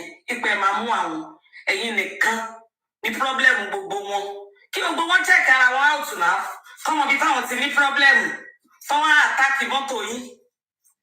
Tẹ́yìn náà bá ṣe bíi tiwọn nǹkan á bàjẹ́. But mo mọ̀ pé Ọ̀túnba mo mọ̀ yín náà. Sam Jojo lè lọ stop free. He has to go down. Ó gbọ́dọ̀ fojú balẹ̀ ẹjọ́ fún un tó ṣe yẹn. Tó tún wá sórí social media tó wá sọ. That's an evidence against him. Torí ẹ máa ṣe ìwà ìwé mọ̀ pé gọ́ọ̀mẹ̀ntì kò fẹ́ gbogbo nǹkan bẹ́ẹ̀ wọn kàn ló gbogbo àwọn rọ́bìṣì yẹn. Now, I'm so happy you came online and said it. So, that's an evidence against you. Whenever you are. No máa júwe ilé ẹ̀, no máa ṣàdírẹ́sì ẹ̀. You have to go down. Tó o bá lọ sí school, ìyẹn ò ní kí brain yẹn máa ṣiṣẹ́. Ibi tẹ́ ẹ lọ wọ̀n ní kẹ́ lọ jà. Ẹ sọ̀rọ̀. Èyí tó bá ṣojú rí tó ṣojú kó bọ́ta. Àwọn náà ń lọ sí kóòtù bí ṣeré aláwòrán náà. À ń lọ síbẹ̀. It's not a new thing. Mi ì mọ̀ wọ́n rí. Tí má kọ̀wé pé léwà bó ní jẹ́ nǹkan tẹ ẹ̀jà kí wọ́n tó ṣẹlẹ̀ bí. So it's not like kò ń ṣe nǹkan tó new. But torí pé ẹ ti mọ̀ pé ti lose, you're a loser. Kí ló tẹ wá ń gbé aggressiveness dé wá ń gbé bọ̀ tẹ́ ń gbé bọ̀. Ta lè fẹ́ fi kanra mọ́, ta ló kó bá yín? Ta ló sọ pé kẹ́ máa sọ̀sọ́ kú sọ? Ọ̀túnba bẹ ṣe ń ṣe ní kẹ́ máa ṣe lọ ìjọ. Gẹ́gẹ́ bẹ ṣe wí. I think this is not the right time for you to turn back. Yes, it is. Kọ́kọ́ fẹ́ nìyẹn. Wọ́n fẹ́ kọ́mọ yẹn ní anybody. Wọ́n lè ráyè carry on their jungle justice. Ṣé mọ̀hún mi ní nọ́ọ̀sì tó gún pa ni? Because I don't understand you guys. Nọ́ọ̀sì rojọ́ òun lòun fún lábẹ́rẹ́. What else do you want? Ṣé torí ogún tẹ̀ ń bá Joseph dù? Tó fẹ́ fún yín nínú ẹ̀ ni? Joseph mọ̀ títọ́ lọ́kàn rẹ̀. Torí bó ní bá ṣìwèrè ní gbogbo yín tẹ̀lé. Òun lè sí lòun náà ṣe wò pé let me follow the trend. Toró lè ọ̀lẹ alápá máa ṣiṣẹ́. Abẹ́ẹ̀ni gbogbo òṣìṣẹ́ ṣe bẹ́ẹ̀ lánàá. Wọ́n fún ṣe ìyá Mohbad náà léṣe. Àmọ̀ pé yẹn náà gbádùn but why would they do that? For what? On what ground? Kí ló ṣe fún yín tẹ́fẹ́ yẹn ló kó pàmẹ́yẹ lánàá? Hey, bí ẹ máa gbà mí o. Àwọn pípù yìí wọn get ara wọn. People they don't know what is next. Ẹ kàn ń ṣèjọ̀gùn, ẹ kàn ń fa wàhálà. Kẹ máa lọ lérí mọ́yàn. Mo gbọ́ tó ń ṣe tàbí pé fóònù Mohbad dà. Ṣẹ́yìn bá wọn gbélé kí ló kàn yín pẹ̀lú fóònù? What is your business? Mo ní mi ò mọbi tó wà. Kí n ti yín? Ṣé ẹ bá wọn gbélé ni? Ó yà mí lẹ́nu. Ṣé fóònù ló pa Mohbad? Ṣé mo fóònù ló pa Mohbad? Àwọn ọmọ tápẹ́ wọn ní ìyá bẹ́ẹ̀ pàtẹ káńtà ló ń sùn káàkiri everywhere.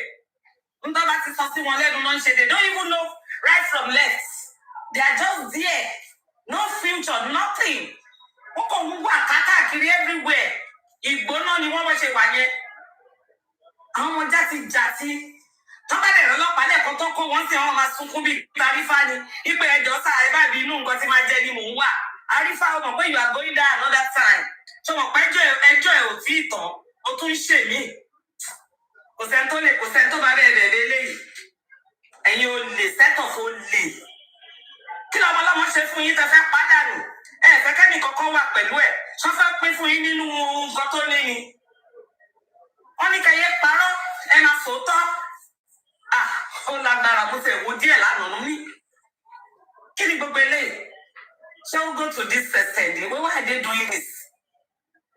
Wọ́n ní kẹ́ sọ̀rọ̀ ẹni ẹlẹ́ni tó wá stand ṣe fẹ́ gbóhùn lọ́ọ̀yà yẹn tó ní òun ò rí hùn mí.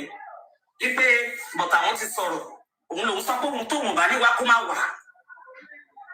Àwọn ti rò pé wùn mí sálọ tó bá wà wùn bí ìyá yín re gan kẹfọwọ́ kan bẹ̀ yẹn lánàá. Ó mà dáràn. Ṣé ìlú yẹn wá lọ́lẹ́sì tó yẹn? Gbogbo àwọn pípù yìí wọ̀n sí lágbára gbogbo wàhálà yìí o torí pé ọ̀túnba ìjẹ́ kọ́ kárí onífẹ́ kí ní operation wọn ni o.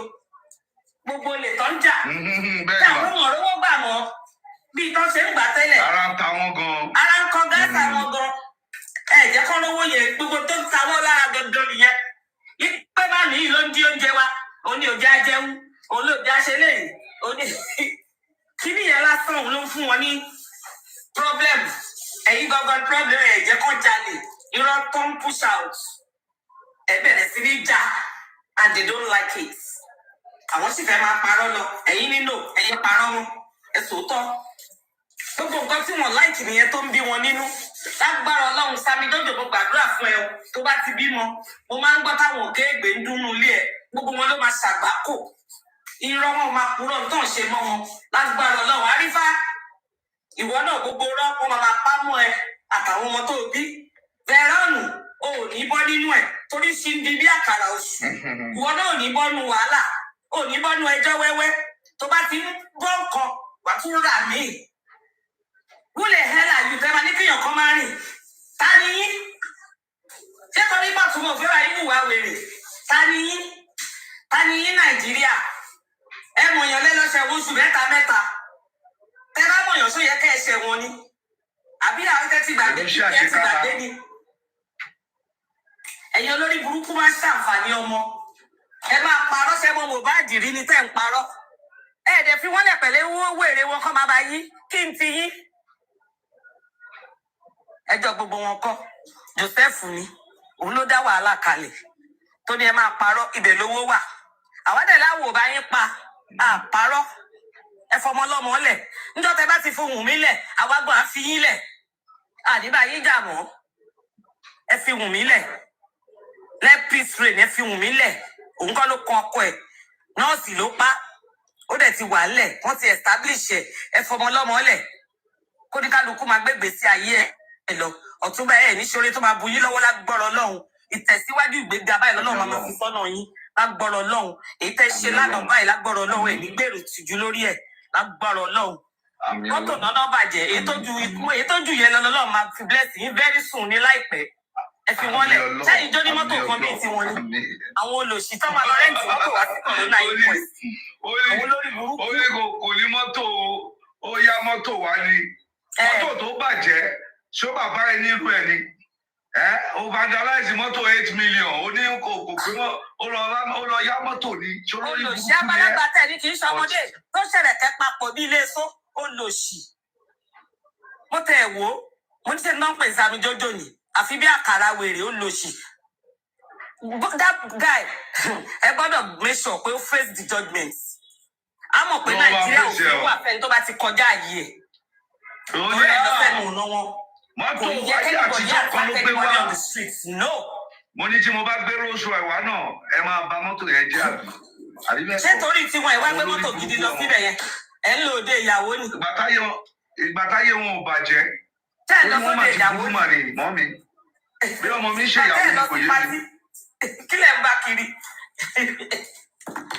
kí nìyàn fẹ́ máa bá káàkiri àwọn ọmọ òsì èyí tó pè ní èyí tó ṣe gidi yẹn ẹ béèrè pé ṣó nírú ẹ àti wèrè tó bínú sórí jákujàkọ olórí burúkú elébi olòṣì ṣèbí rẹ̀ ní sùúrù tún sọ fún pé tí wọ́n bá gbà mú ṣọ́mọ̀ pé kò léèyàn ipe tí wọ́n bá gbà mú kò léèyàn wọ́n ti kìlọ̀ fún kò gbọ́ ni ó ní sọ̀rọ̀ pé ò léèyàn tó bá mú ẹ ó jẹ́ fún àwọn pípù yìí lẹ̀ má dá sí mọ́ ó fi wọ́n lẹ̀ kò ní gbọ́ wọn ládá tó bá máa sọnù kò ní gbọ́ ìfẹ́ ọdẹ ẹni tó dẹ̀ máa ṣègbè ni kò ní gbọ́ gbogbo wọn náà máa ṣègbè náà máa parun.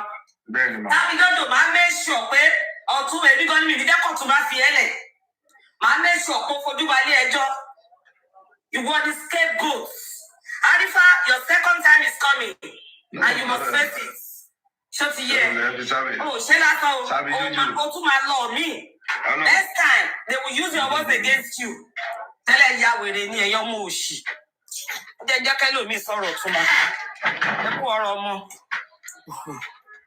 Hello, ẹ káalẹ́ sà o, ẹ káalẹ́. Mommy, God bless you. Mommy Bọ́lá ti wà. Ẹ káalẹ́ wà. Inú mi dùn láti gbọ́ wọn lálẹ́ yìí. Ìyá mi ẹ káàbọ̀. Mo kí yín wọn ẹ káàbọ̀ mà. Wà á dúpẹ́ fọ́lọ́run, ẹ ṣé ẹ kọ́. Inú mi náà dùn láti rí ẹ káalẹ́. Balógun jagunjagun ni yín. Mo kọ Balógun sí orí kọ́mẹ̀tì orí spéèdì òwèrè kọ́ níta ní Balógun. Mo ní mi ìfẹ́ I don't want to have conversation with you torí Jọ́ládì ní ẹ ṣé gan ni. Ẹ dúpẹ́ iléeṣẹ́ ló jóná ẹ̀mí ò jóná bí ọ̀rọ̀ Ebenezer Obey. Ọlọ́run á bù sí ilé ọba tó jóná ni wà ló máa bù sí lágbára Ọlọ́run. Ẹ ṣé gan ni ẹ kú àdúró tì àmọ́ lóore o Ọmọ́wùnmí náà mọ̀ lóore o Líàmù mọ̀ lóore o Lérí Olúwa ó mọ̀ lóore o ẹ ṣé àkú àdúró tì ẹ ṣé gan ni Lérí Olúwa a ti ṣàdúrà fún ẹ láàárọ̀ Ọlọ́run àjò ọjọ́ ibi tó ṣàdúrà máa ń gbà. Àmín Ọlọ́run àmín.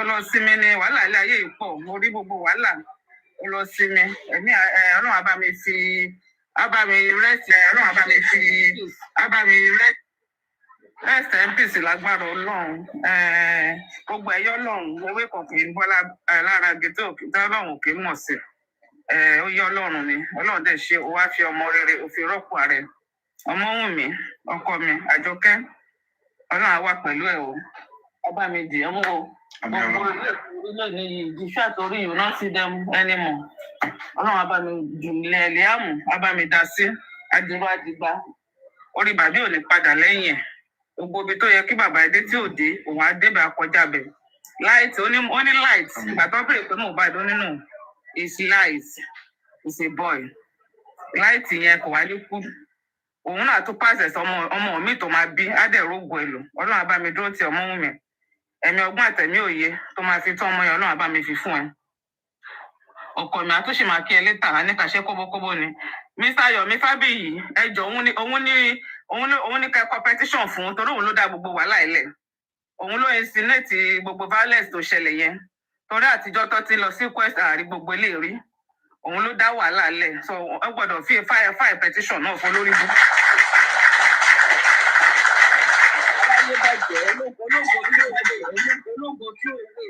Ó pa àwọn ẹgbẹ́ ẹ̀ ọ̀hún allocation ẹ̀jọba moot ọ̀hún allocation tán mẹ́kọ̀ọ́ owó ṣòṣì ẹlẹ́yà kiri ó fẹ́ fi ti MOHBAD ọmọ 26 years òkú ẹ̀ ló fi sórí burúkú wọn ní kó tó dáwó fún ẹ àṣírí sórí nǹkan tó dálẹ̀ fún ọmọ 25 years ẹ gbógun tì Ọlọ́run máa gbógun tì ẹ́ gbogbo nǹkan tó ní gbogbo ẹ̀ ló máa dojú ìjà kọ ẹ́ Yomi Fábíyì ibi tí MOHBAD lọ náà láìpẹ́ láìjẹ̀wọ́n náà máa lọ bá bẹ̀ tó fi ń da ọmọ ìlàmù torí gbogbo pépà ló kún láàrin pé ló ṣí olórí burúkú tó ń ṣe káàkiri aláìnírònà ará Samaria lọ́ọ̀yà Wùmí sọ lánàá wọ́n ní wọ́n lẹ̀ ẹ fẹ́ justice ẹjọ́ ẹ bá mú Mr. Buffett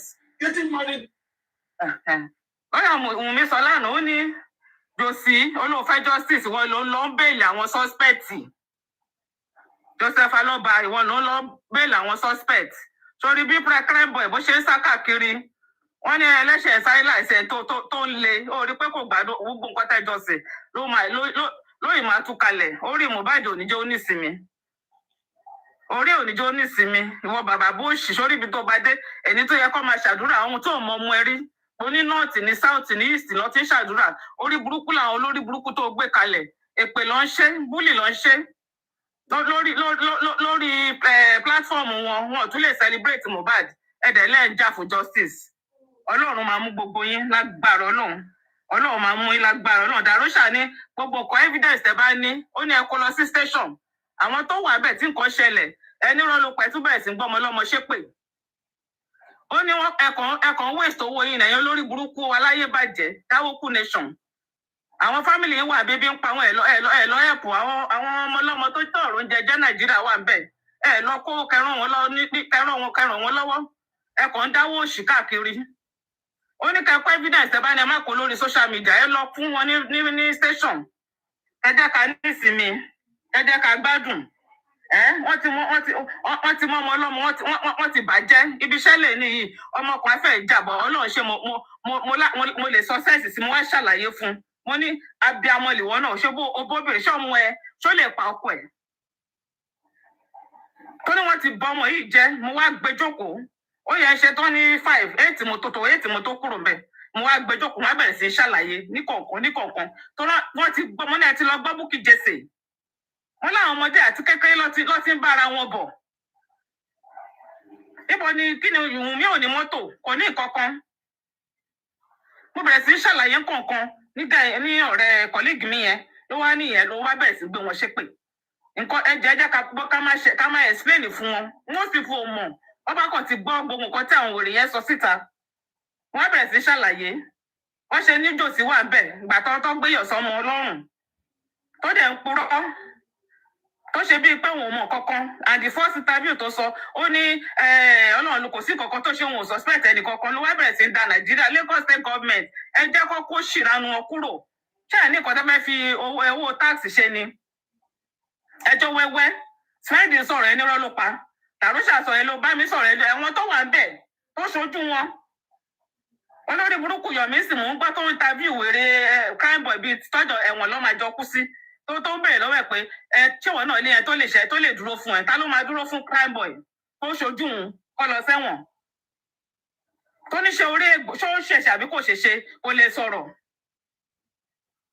àwọn ọ̀kà orí ẹ ti burú Yẹmí Tátù wọn ló máa rest in peace olórí burúkú báwọn ọmọ ẹ ṣe máa pọ ọkọ wọn nìyẹn Yẹmí Ọ̀tọ̀ lágbára Ọlọ́run bọ́kùnrin bóbìnrin ni ẹ lágbára Ọlọ́run àdàbí tó wá jẹ́ pé Ọmọwùnmí ló pa ọkọ ẹ̀ bàtí ò bá pa fún kọ́mẹ̀ntì tó wá ṣe yẹn wọ ṣẹ̀dá tó wà ń bẹ̀ ó máa ṣàgbákò lágbára Ọlọ́run try God olórí burúkú ni ẹ báwọn ọmọ ẹ ṣe máa pa ọkọ wọn nìyẹn bó ṣe máa ṣàgbákò nìyẹn yín olórí burúkú ṣé gbogbo èyí tí wọ́n sọ yé ti ń di ẹkọ ìwúsẹ tí ẹ̀yin aṣèrè ṣé wà ń bẹ̀ pàtí tí nǹkan ṣẹlẹ̀ gbogbo yín máa ṣòfò tọmọtọmọ ni gbogbo orúkọ tọmọ Wùnmí yìí ní gbogbo yín pátá gbogbo ẹ̀yin ṣẹ̀dá tẹ́ ẹ̀ jẹ́ kọ́mọ yìí gbádùn àwọn ọmọ yín ọ máa sọ ọ̀nà máa dànù nínú ayé ni ẹ̀yin ìkà ẹ̀yin olórí burúkú gbogbo àwọn tó wà bẹ̀ wọ́n sọ̀rọ̀ ṣé kí ni Wùnmí fẹ́ gbé fàdúrà ọmọ yẹ kí ló fẹ́ gbé fún kí ni Darusha ń kú ẹ̀ kí ni Wùnmí fẹ́ gbé fún táwọn àkúrọ́ mọ́ra wọn òfò ní gbogbo yín máa ṣe ìbú Mohbad bí ò ṣe rọ́jú ayé ẹ̀ lọ ẹ̀ àwọn ọmọ yóò ní rògo lò wọ́n máa kú tọ́lọ̀gùn wọn máa dé try God tọmọtọmọ àdàbí èpè tó ṣẹ́ àdàbí tó bá jẹ́ pé Wùnmí ló pa ọkọ ẹ̀ ní gbogbo èpè tó ṣẹ́ yẹn ìwọ tó ṣẹ̀dá tó wà lẹ́yìn try God no ní àgbákò ayé àwọn ọmọ ò nílò àgbàdì àgbákò ayé ẹ̀yin olórí burúkú olòṣì ìkà ẹ̀yin ọ̀dájú ìkà burúkú tá bá ṣe ara kì í yà yín náà kí ló dé tẹ́ lọ àtàkì Ọ̀túnba káwọ́ọ̀dì ní náà why ẹ̀yin tout òfò lẹ máa ṣe ẹ̀yin ìkà ẹ fọ ọmọ ọlọ́mọ sílẹ̀ jẹ́ kó ní pèsè pẹ̀lú ọmọ ẹ dájú mo ń wo ọmọ yẹn lẹ́ni báyìí mo ń sunkún bí iṣẹ́ ni pẹ̀lú òun àtọmọ ẹ̀ kí ló dé ẹ ti ta ọkàn yín fún mi ìmọ̀ kan tẹ́ ta fún kí ló dé àwọn tẹ́ ẹ̀ mọ̀ rí ẹ̀yin ìkà ọ̀dájú gbogbo yín pátápátá àìsàn tí ò gbóògùn lọ́lọ́run máa gbé fún yín ẹ̀ ní bọ́ńbẹ̀ tọmọtọmọ yín àbí tó bá jẹ́ pé Wùnmí pa ọkọ ẹ̀ kí ló dé ẹ̀yin ìkà ọ̀dájú ọmọ yẹn gbé ọmọ kékeré dání lẹ́ni èmi ò mọ orúkọ àtẹ́jẹ́ o àti tẹ́ni olófo torí gbogbo bó ṣe ń sọ yẹn báwọn ọmọ ẹ ṣe máa ṣàgbákò ní bó ṣe ń antagonize ọmọ yẹn every day àwọn ọmọ ẹ máa bẹ̀rẹ̀ sí ní ẹlẹ́nìí ní àtàlátàkò fún ọ ní bọ́m̀bẹ̀ ọlọ́run ọ máa rántí gbogbo àṣìṣe yín lórí àwọn ọmọ yín rán kí títí dènà kẹwàá ẹ̀yin ìkà ẹ̀yin olòṣì olórí burúkú ẹni tó tún pọ́dún kan tọ́mọ yẹn kú ẹ̀ tún sísì.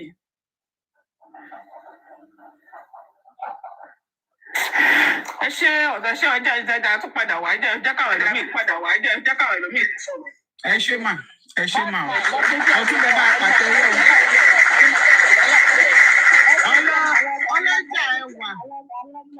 ọlọ́jà ẹwà ó ti kàn yín mà. ẹ kúrọ̀lẹ́ mà ẹ kú wájú. Yes. Mo kí gbogbo lé. Ẹ káàbọ̀. Ṣé à ń gbọ́ yín? À ń gbọ́ yín dáadáa. Ọ̀túnba. Ló ṣe nẹ́tíwọ̀kì ni. Ẹ máa sọ̀rọ̀ yín lọ, à ń gbọ́. Ok ma. Wọ́n ti mi gbọ́ ohun kan.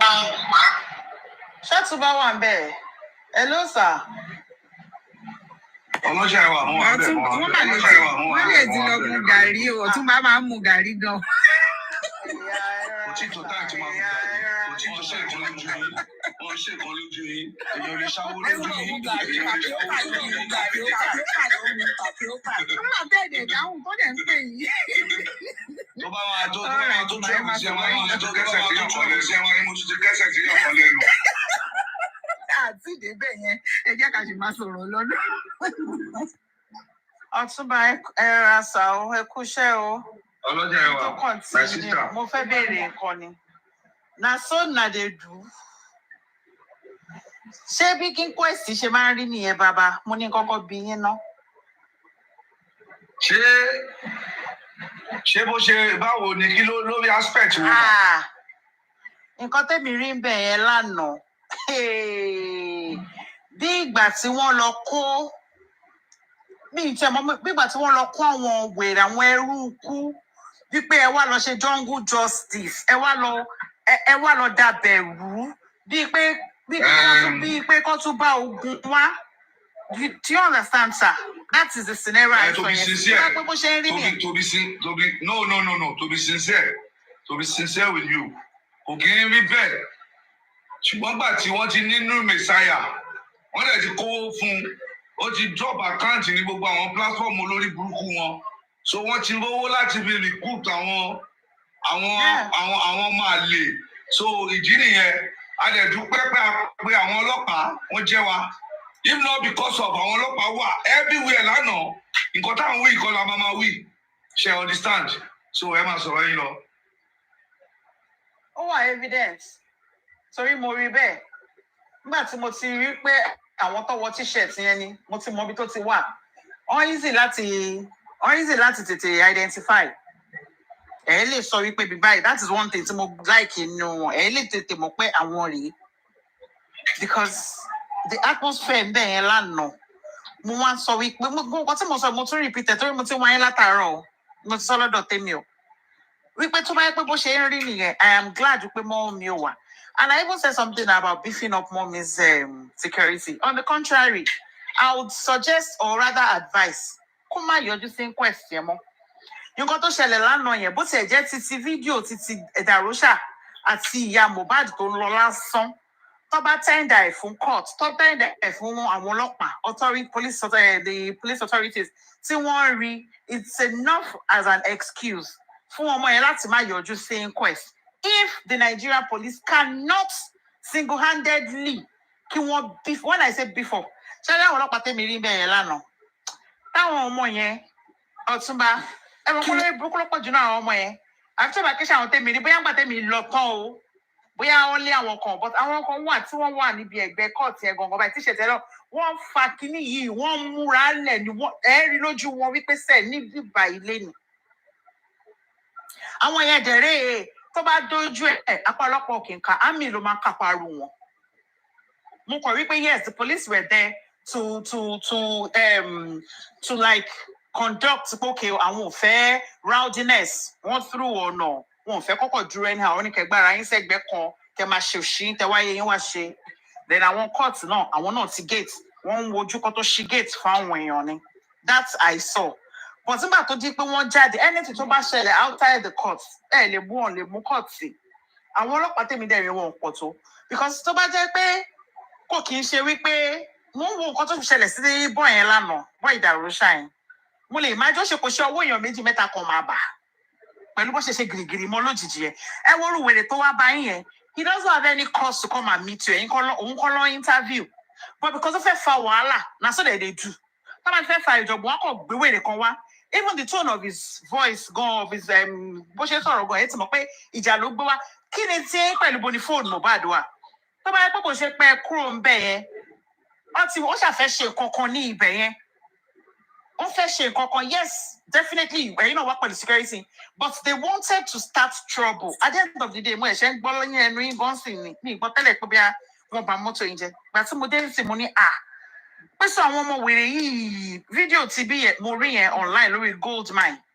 níbi tó ṣe interview and you walked away because yes ẹ ti wò pé kí ni tèmi pẹ̀lú rubbish yìí you had to take a walk ọ̀tọ̀ ni àwọn tó interview yín mo bá àwọn boys yẹn ṣe máa ṣe nìyẹn so definitely Yomi Fabiyi pẹ́pẹ́ kọ́kọ́ ṣẹlẹ̀ lánàá yẹn òun ló máa mú bàbá Mohbad ń tiẹ̀ èmi ò àlálàlálá òun bá fọ orí ẹ̀ ya Mohbad náà òun bá já sí o kàn mí ò sí bẹ́ẹ̀ because monster tí ẹ breed especially ìwọ bàbá Mohbad monster tó breed sórí social media òun nìyẹn o ló wá sójú ayé yẹn o wo bó ṣe bá o ṣe máa pa àwọn wèrè kan náà nígbà tó bọ́ta ṣe máa pa àwọn wèrè kan náà wọ́n ń kí fún ẹ tó ń sọ fún ẹ pé ò nẹ́ẹ̀dì láti sọ fún àwọn káwọn máa celebrate ọmọ kó tó wá dípò ní ẹ ó ló àwọn tí wọ́n ń bá wí kò kí ń ṣàwọn lòun bá wí ṣorí pé yóò mú ẹ padà tó bá yẹ kó lọ gbé wèrè tó gbé wá lọ́jọ́ Sunday bíi 3 Sundays ago tó yẹ kó òun yẹn ló gbé padà wọn wá gbèbàdì fún ẹ sùtánà ọrùn ẹ òun ló máa fi wí ẹ. That is the monster you have breed. But èmi ò láàánú ẹ. Me, I'm even looking forward to that day. But mo kàn sọ fún ẹ sílẹ̀ ni wípé nǹkan tí o ti gbìn sílẹ̀ àti ara ẹ lọ fi wọ inú ìdílé ẹ.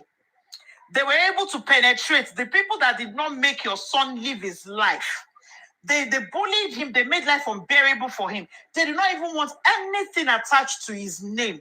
Wọ́n fẹ́ kí kọ́kọ́ kú. Tó máa fi pe ọmọ yẹn láyé wọ́n tún wá ti ara tiẹ̀ wọ́n wá fi ń gbógun ti ìyàwó ẹ̀ àtọmọ ẹ̀ bíi káwọn ẹ̀ àti ìyàwó ẹ̀ má sí ni but because wọ́n ti rí ẹ tán wọ́n ti ṣe máàpù yẹn wọ́n ti mọ̀ wípé bàbá ẹ̀ lẹ máa lè mú o òun ló gírídì ayé ẹ̀ bó ṣe ṣàrò pé wọ́n rí ẹni gbogbo bó ṣe ṣe fún ọmọ yẹn wọ́n mọ̀ ọ́n gbà tó wà láyé gbogbo bó ṣe lọ bá Naira Marley tó lọ ń bẹ̀bẹ̀ àwọn yẹn náà ti ṣàìsí ẹ̀ wò nígbà tó ti wá wọn ti rò pé eléèbí lélẹ́yìí tá fẹ́ lu ọmọ ẹ̀ pa yìí tá à ń dàpá sọmọ ẹ̀ tó wá ń bẹ̀bẹ̀ ta ló ń mọ ọmọ kúrò ta ló ń ya wèrè ta ló ń rìn láti orchid tó máa rìn láti orchid ní òò tó máa kọ́kọ́ ju sí títì náà tó máa ní kí ló ṣe bàbá èèyàn bíi 2-3 tó bá rí wọn ní ẹ sáré tẹ̀lé mọ́tò lọ́mọ mi pa kò sí nílé Èkó kò sí bí ó ń tọ̀ wọ́n ṣe ariwo tó kọ́kọ́ pa iná wàá ṣe àwọn èèyàn dìde tẹ̀lé but you didn't do that so wọ́n ti ṣàìsí ẹ̀ they don't see you already they don't see you pé if anything happen to that boy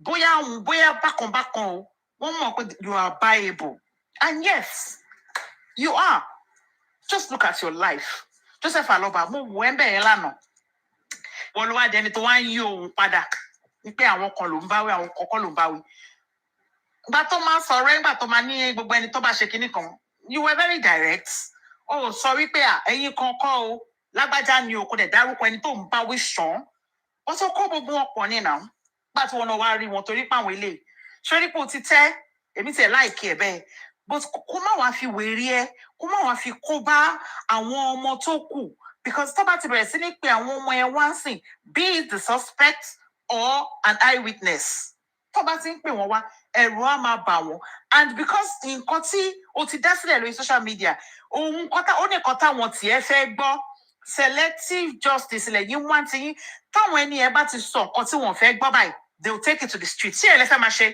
because I do not see any reason why that Russia should even be attacked in the first place. And let him sọ̀rọ̀. He now came out. Ó ti sọ tiẹ̀. Ẹ jọ̀ọ́ nítorí Ọlọ́run mélòó nínú yín ló wà ní ibẹ̀ pẹ̀lú ẹ̀. Ló wà ní inú ilé àbí ló lọ sí event.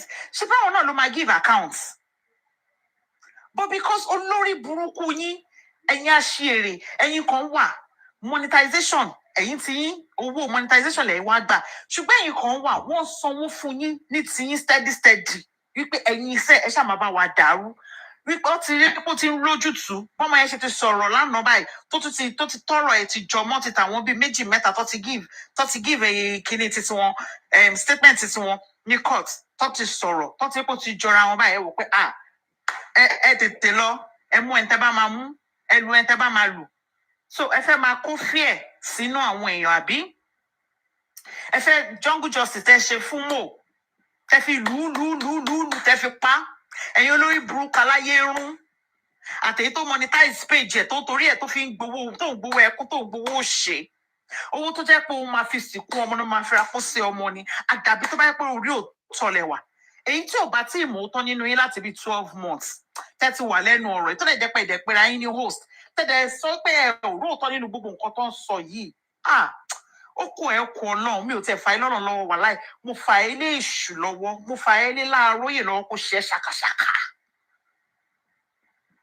If you want to feign ignorance kẹ wá sì dúró lórí pé ìkà yẹn ṣe lè fẹ́ máa ṣe ìkà yẹn lè fẹ́ máa ṣe débi wípé oró inú yín ọ̀pọ̀lọpọ̀ yín dẹ̀ rè o diaspora o tẹ bá máa sọ ń sìn yín o àmì kíní olórí burúkú tó pọ̀ jù nínú ẹ̀yin tẹ̀yìn sí géètì gbogbo ṣe tí nǹkan bá ṣẹlẹ̀ síbẹ̀ yẹn lánàá tó bá yẹ pé wọ́n lu ọmọ yẹn pa kí lẹ fẹ́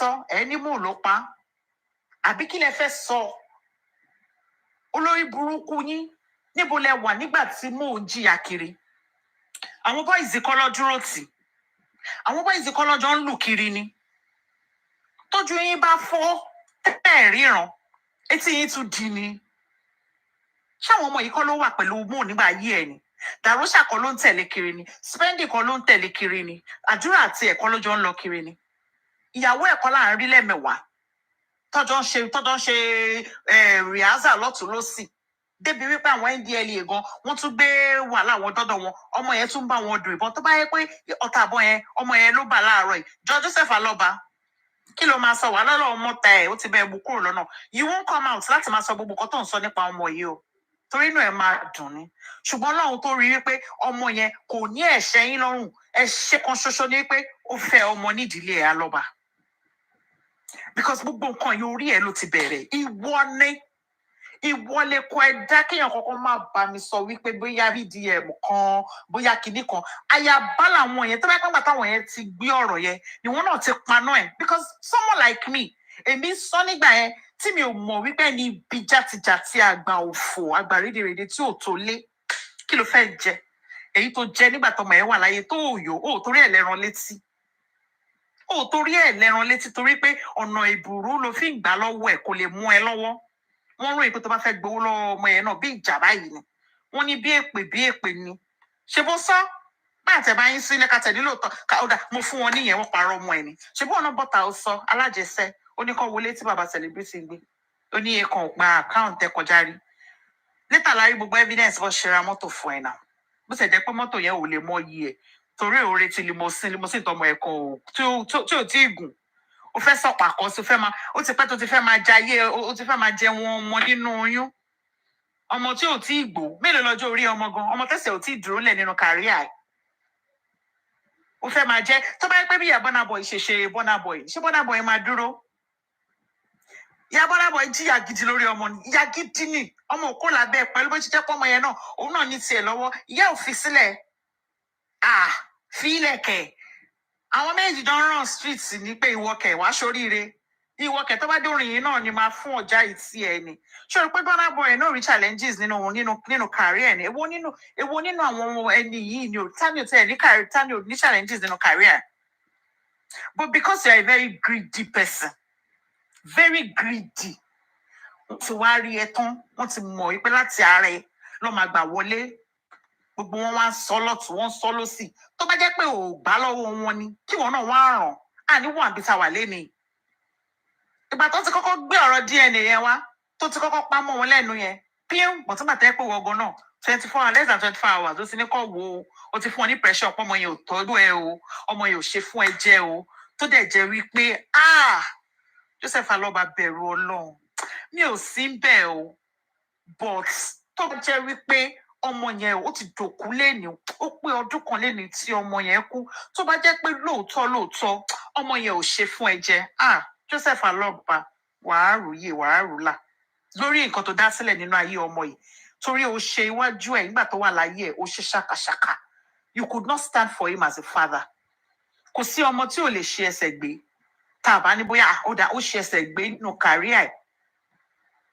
Ṣebí tí ẹni láti dúró láti tọ́ ọmọ sọ́nà kábọ̀ nítorí gbogbo bọ́mọ ṣe wọ ìgboro lọ ọwọ́ ẹ̀ ló ti wọ́ wà náà because òun tó lé wọ́n náà lọ wo interview tó ṣe lórí Oyin Mọ́mọ́ ó wà ń bẹ̀ it's there on their page ọlọ́mọkùnrin lé ẹ̀ ọlọ́ngbé pẹ̀lú ọ̀rẹ́ ẹ̀ nítorí pé ìyàwó tí wọ́n fẹ́ sílé ó ṣe ọmọ bá kan fún wọn nítorí ẹ̀ ló ṣe léyàwó yẹn lọ lọ́rọ̀ kan bọ́mọ ṣe kó làkàtà ẹ̀ nìyẹn pàtó wọn máa lọ tó máa dé báyìí ó kàn gbowó dé ni ìwọ bá níṣẹ́ kí ló ṣe ló bá níṣẹ́ wáyà kí ló tún kù ṣó tẹ̀ jẹ́ kó gbà kọ́mọ tẹ̀ kúrò lábẹ́ ẹ̀ àìmọye àwọn ìyá tí mo mọ̀ bí tẹ́pẹ́ àwọn ọmọ tí mo mọ̀ tẹ́pẹ́ àwọn ọmọ wọn joyè páńlé kọ́ máa sálẹ̀ ẹ̀mẹ́ẹ̀dọ́gbọ̀n yẹn náà lọ́ máa wá wọn lọ́ máa lọ mú wọn wálé bọ́n ṣe mú wọn wálé lọ́ máa ṣáájú tì wọn èyí tó máa ṣe ọ̀ǹtún fún wọn máa ṣe ọ̀ǹtún fún èyí tó máa ka omi kásáàm sínú omi fún wọn máa kásáàm sínú omi fún. Did you do that? Tó péré ẹni wòlíì wọ́ọ́rọ̀ pásítọ̀ kẹ́ò wọ́n tẹ́ pọ́n lọ́hùn ò pé ẹ̀ kò sí ó fi ibi kankan wọn lọ́hùn gbàgbé bó ṣe ṣẹlẹ̀ ó fi ibi kankan wọn lọ́hùn ó fi ibi kankan wọn lọ́hùn aṣọ tó ń wọ̀ yẹn iná ló ń pè sórí ara rẹ̀ torí tó bá yẹ pé bó ṣe ń sáré kiri lọ́jọ́ tèmi ló ń sáré nígbà tọmọ yẹn wà láyé ni ọmọ yẹn ò ní rí ikú òjijì he ọmọ yẹn ò ní kú bó ṣe kú yìí because àárín ọ̀tá ni ọmọ yẹn wà ọmọ yẹn dẹ̀ ń pariwo sí i létí ẹ̀yin tẹ́ jẹ́ tiẹ̀ ó ti wò wípé àwọn tó wà ń ta ìkòkò ló pọ̀ jù ó wò pé ẹ̀yin tẹ́ súnmọ́ òun ẹ̀rọ òun tán ẹ̀rọ òun lọ́wọ́ mélòó lọ́jọ́ orí òun àti òun mi bébì ni wọ́n nà yes babies ni wọ́n tí ò bá ti ṣe pé wọ́n tètè rí ìrírí ayé wọ́n tètè bọ́ sígboro ẹgbẹ́ wọn míì gan ṣì wà níbi tó ṣì ń bá rẹ̀ fà bóyá ó ṣì ń ṣe masters bóyá phd ni bóyá kankan ni àbí míì ṣì wà lẹ́nu pé ó ṣì ń kọ́ṣẹ́ ìmíì wà lẹ́nu pé ó ṣẹ̀ṣẹ̀ bẹ̀rẹ̀ iṣẹ́ o kò tiẹ̀ tí ì ríbi dúró débi pé ó fẹ́ start family but ìrìn àjò wọn ó yí ọlọ́run sọ wọ́n pọ̀ lẹ́bàá ló bá yà sọ wọ́n di your mighty ló bá sọ wọ́n di breadwinner family ẹ̀ lọ́rọ̀ kan in the face of all that what that boy went through you were not there 100%. Rather tó bá ṣẹlẹ̀ báyìí wàá máa tì í sí ní pé kó máa ní sùúrù ó wá rí ikú etán nǹkan yẹn wá ṣẹlẹ̀ ìwọ ẹ ló wá kọ́kọ́ jáde gẹ́gẹ́ bí ọ̀tá fọ́mọ yẹn àwọn náà wá rí ẹ tán torí wọ́n ti mọ̀ ẹ́ wọ́n wá gba rẹ̀ just look at what is happening your family is in shambles tó bá ní gbogbo ẹ ti di iṣu atayanyan ẹ lè rí tò èpè kọ́ mi ò ṣépè fún ẹ ẹ bá rí tó ajẹ́pọ̀ lọ́hún nífẹ̀ẹ́ yín gidi ni torí ẹ mo ṣe àdúrà fún Liam yẹn mo ṣe àdúrà fún ọmọ ẹ tinútinú mi lẹ́yìn torí mo mọ̀ pé ẹ̀jẹ̀ yín ló wà lára ẹ̀ ẹ̀jẹ̀ yín ló wà ní ara ẹ̀ orúkọ yín dẹ̀ ló dẹ̀ gbé pípọ́ kọ́mọ yẹn má jìyà ẹ̀ṣẹ̀ àìmọ̀dí kó má jẹ kí ègún burúkú tó ti wà nínú ilé ìwọ Joseph Alogba kó má bọ̀ sórí ọmọ yẹn ṣé àwọn tó kù tọ̀ Ọlọ́run á bá yín ṣe o káwọn náà múra sádùúrà tó bá ti ń dàgbà kọ́ dàgbà báyìí kọ́ sọ ọ̀já wọn gidi ni èyí tó bá jọkùnrin inú wọn kó fún òkú ṣòkòtò ẹ̀ kó bẹ̀rẹ̀ sí ní máa sáré sí i pé Ọlọ́run o gbogbo ègún yìí bá mi re torí Joseph ó ti ṣe nǹkan tí ò jẹ́ kí èèyàn ṣe number one ọmọ yẹn nígbà tó wà láyé o ò mójútó o ò dá gbogbo ó tún kú tán ó tún wá fòkú ẹ̀ láre irú ọjọ́ ìní ṣebí inú ilẹ̀ ló jẹ́ kó wà wọ́n ní wọ́n máa ń fi ilẹ̀ bò wọ́n máa ń fi ilẹ̀ ṣe aṣọ bora fòkù ni ìwọ máa ṣe yẹn ó wá fòkú ẹ̀ láre ó tún wá mú yàwó àtọmọ ó wá tì wọ́n sẹ́nu kìnìún in the course of òun tí wọ́n sẹ́nu kìnìún ó mú gbogbo lé ó dáná sun ó má dúrà ó sọ yẹn náà sí wọn lọ́wọ́ èyí ìdàróṣà tó tún jẹ́ àbúrò ìyàwó ẹ̀ fíàm ó tún jù yẹn náà ó gbé sẹ́nu kòkò àwọn máa padà bá ẹ inú mi dùn ṣé gbogbo nǹkan tó ti ṣẹlẹ̀ yìí orí ẹ ló ń padà bọ̀ but my own is ẹ̀yin wèrè tẹ́lẹ̀ ń wá justice ẹ lọ mọ̀ lẹ́ni yìí tó bá jẹ́ pé wèrè tẹ́ ń ṣe ní court yẹn lẹ́ fẹ́ máa ṣe ẹ yàtọ̀ sí Sam Larry o kẹ má jẹ́ kí ọ̀kọ̀ọ̀kan tán yìí olórí burúkú ló pọ̀ jù nínú yìí ẹ jáde tán kẹ kúkú jáde kẹ wá gbójú síta kẹ sọ wípé lágbájá àti lágbájá èmi àti ẹ bẹ̀rẹ̀ lẹ́ni yìí o ibi tá a bá ti ra wa ẹ declare war kẹ yé sásábẹ́ justice for MOHBAD ẹ declare war ṣùgbọ́n ṣe rí nípa ti Wùnmí o àti Liam mímí kọ́ kí ó mì wọ́n bọ́ ṣe wà yẹn àpáta ni wọ́n gbogbo ẹ̀yin tẹ́ bá try ẹ̀ mo mọ̀ pọ̀pọ̀lọpọ̀ ní iná ń jó yín lábẹ́ aṣọ o fún 12 months ṣe rí pé ẹgbẹ́ tì tẹ́ bá ń gbọ́ òkè ẹgbẹ́ tì bẹ́ẹ̀ ṣe ń gbé bí ìgbà tẹ́ pé yàn gbégi eléra bẹ́ẹ̀ ṣe ń gbé báyìí lẹ̀ jùlẹ̀ ẹ̀ wò pé lè yí kò kí ṣe ẹran yín tí ẹ bá dárí sọ orí yín máa fọ́ tútù afọ́nàmọ́ pátápátá wọn ò ní rí kó níbi tí ayé yín máa rún jégédé torí ó ti gbogbo ẹ ti fojú hàn báyìí sìn but ẹ wá rí para ń ta yín you now want to take it to the next level to violence ẹ wá fẹ́ máa attack àwọn èèyàn tí wọ́n attack yín ṣẹ́dẹ̀ máa rí ọ̀túnba o níbi tí mo ti ń wá yín tí mo ti ń wo ibi tẹ́ jókòó sí nínú court wẹ́rí ẹ wá o iwájú mi gan ló gbà o ó dàbí pé òun náà jáde gbogbo gbà ẹ break ìyẹn Sami Jojo ni mo tún sọ o iwájú mi ló gbà o woman kan gbọ́ àwọn ajú ẹ̀yẹ wọ dúdú báyìí òun náà wọ dúdú wọ́n jọ fẹ́ wọlé but èmi close torí èmi dúró sára rail yẹn in fact tó fara kọ́ mi mo wo nǹkan náà báyìí yàgbó nǹkan ó ga ju wèrè lọ mo wò báyìí ó dùn ó ta mo kọ́kọ́ ṣé olórí burúkú tó ló fẹ́ fọ́gùn mọ́yàn lórí lélẹ́yìí mo wò ẹ́ bá látòkè délẹ̀ tó bá yẹ pé bẹ́ẹ̀ ṣe múra ogun lẹ́lòmíì múra ogun ni ṣèbí tó yẹ pé gbogbo ọyàn ti mọ̀ wípé lórí burúkú bẹ́ẹ̀ rẹ ó jẹ́ kí ní kọ́ bá wà kankan bó ṣe súnmọ́ mi yẹn bó ṣe súnmọ́ mi gun á súnmọ́ ẹ̀ torí ó mọ̀ mi yín kàn fẹ́ sí ẹ lára ni olórí burúkú ẹ̀ wá gbẹ lóòrò ni olóṣì ẹ̀yin wèrè dédé yìí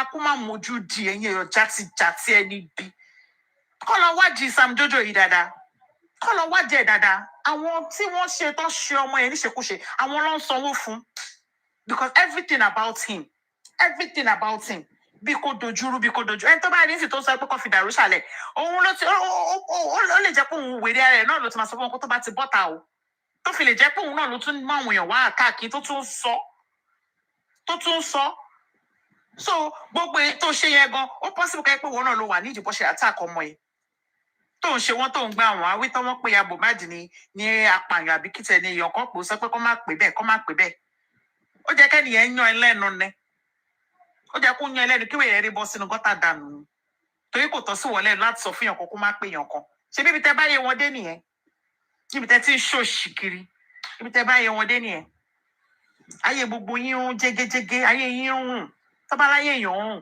ayé gbogbo yín ń rùn it's high time kí Nigeria police kọ́ máa gbọ́ báyìí Wunmi needs to be protected every suspect and eyewitness they need to be protected. The court should take note of this.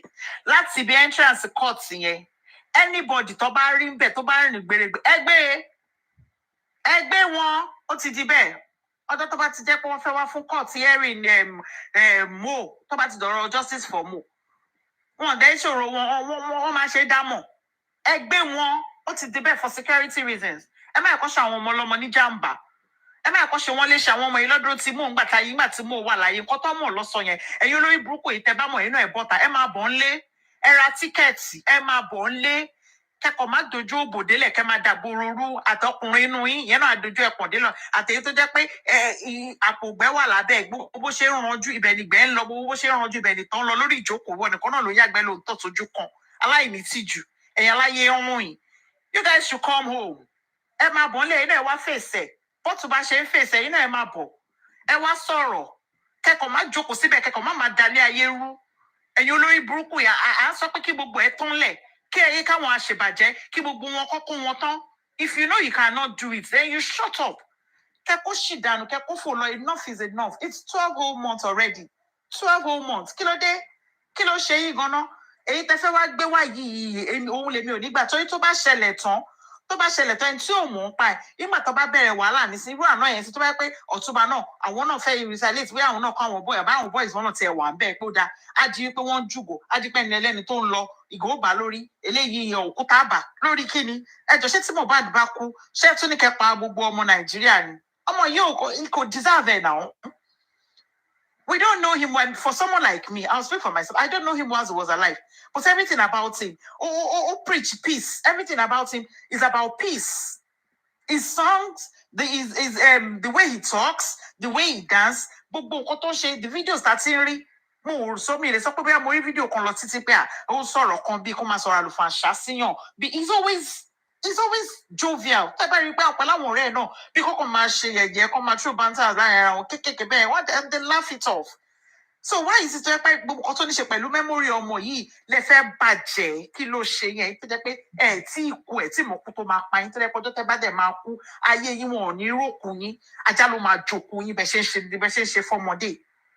Because this boy doesn't deserve it. Tó kú bá kú ó máa ń sinmi ni ọjọ́ tó bá ń rántí ẹ̀ ó jẹ́ kó máa fàdúrà ràn lọ́wọ́ ni. It should be peaceful. Àwọn wọ́n tẹ̀lé ní ìsìn àwa kan get ara wa nínú àdúrà aláwọ̀ látàárọ̀ tá à ń sọ fún pé ibikíbi tó bá wà kó sùn re ọ̀run re ẹ̀ torí àmọ́ pé sóòlẹ̀ ti lọ bọ́dì lásán lẹ ní ṣùgbọ́n gẹ́gẹ́ bí ìwọ bàbá Mohbad tó jẹ́ ipò òkú rẹ̀ ní pásọ̀ tó dẹ̀ mọ nǹkan tí wọ́n tó mọ̀ pé ilẹ̀ ló ń bàṣírí òkú jọ sọ fún mi kí ló kù tó fẹ́ fi bọ́dì ọmọ yẹn ṣe? Ó fẹ́ barbecue ẹ̀ tọ̀ ẹ lọ ra àlùbọ́sà sí o kẹra sí apẹ̀pẹ̀ kó lè dùn because mi ò mọ nǹkan tó fẹ́ fi ṣe ó dẹ̀ pé rẹ̀ ń pásítọ̀ àwọn tó ń tẹ̀lé ẹ níbi kan náà ní gbogbo yín ẹ ti wọnú ẹgbẹ́ ṣẹ́rí àṣírí gbogbo yín máa tú lẹ́yọ kọ̀ọ̀kan ẹ máa ṣẹ̀sín ẹ̀sìn tẹ̀ ń ṣe kékeré ni ẹ máa jára yín sí òwò báyìí tẹ máa fúnra yín ní èpè gidi bí tẹ bá ti ríra yẹn máa kọjú ìjà sí yín síra yín bó ṣe máa rí fún yín nìyẹn because ó mọ̀ wípé gbogbo bọ́mọ yẹn ṣe wà ní bẹ́ẹ̀ ṣe fi bọ́ọ̀dì ẹ̀ síbẹ̀ yẹn you know it is not proper. It is not proper.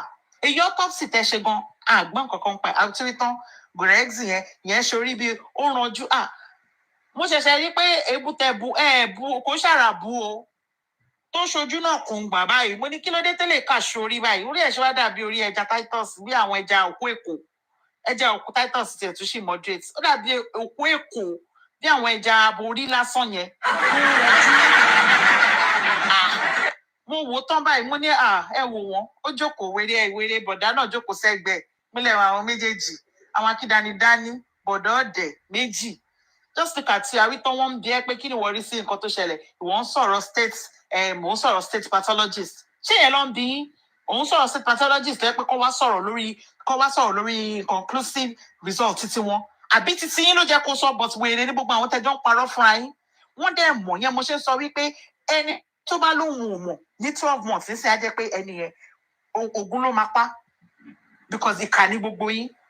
What you people are supposed to be asking him nísìnyí ni pé kí lẹ́yìn wá bá bọ̀ kí ni result yín ká bọ́ tẹ sọ pé lóòótọ́ àwọn èèyàn ti mọ̀ wípé àṣírí yín ti tú those that are aware mọ̀ but officially tẹ bá mọ̀ wípé lóòótọ́ lẹ̀ ń sọ fáwọn tó ń tẹ̀lé yín come out and tell them the result ẹ mú lọ sí court you didn't mention anything about your own pathology result o.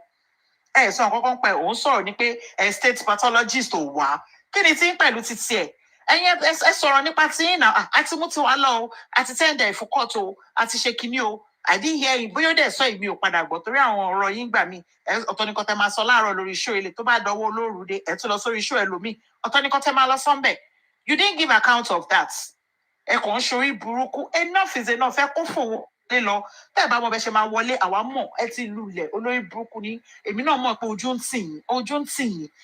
ń tì yín ẹ má wàá sọ di rough ẹ má sọ di nǹkan táwọn èèyàn ò ní lè rìn.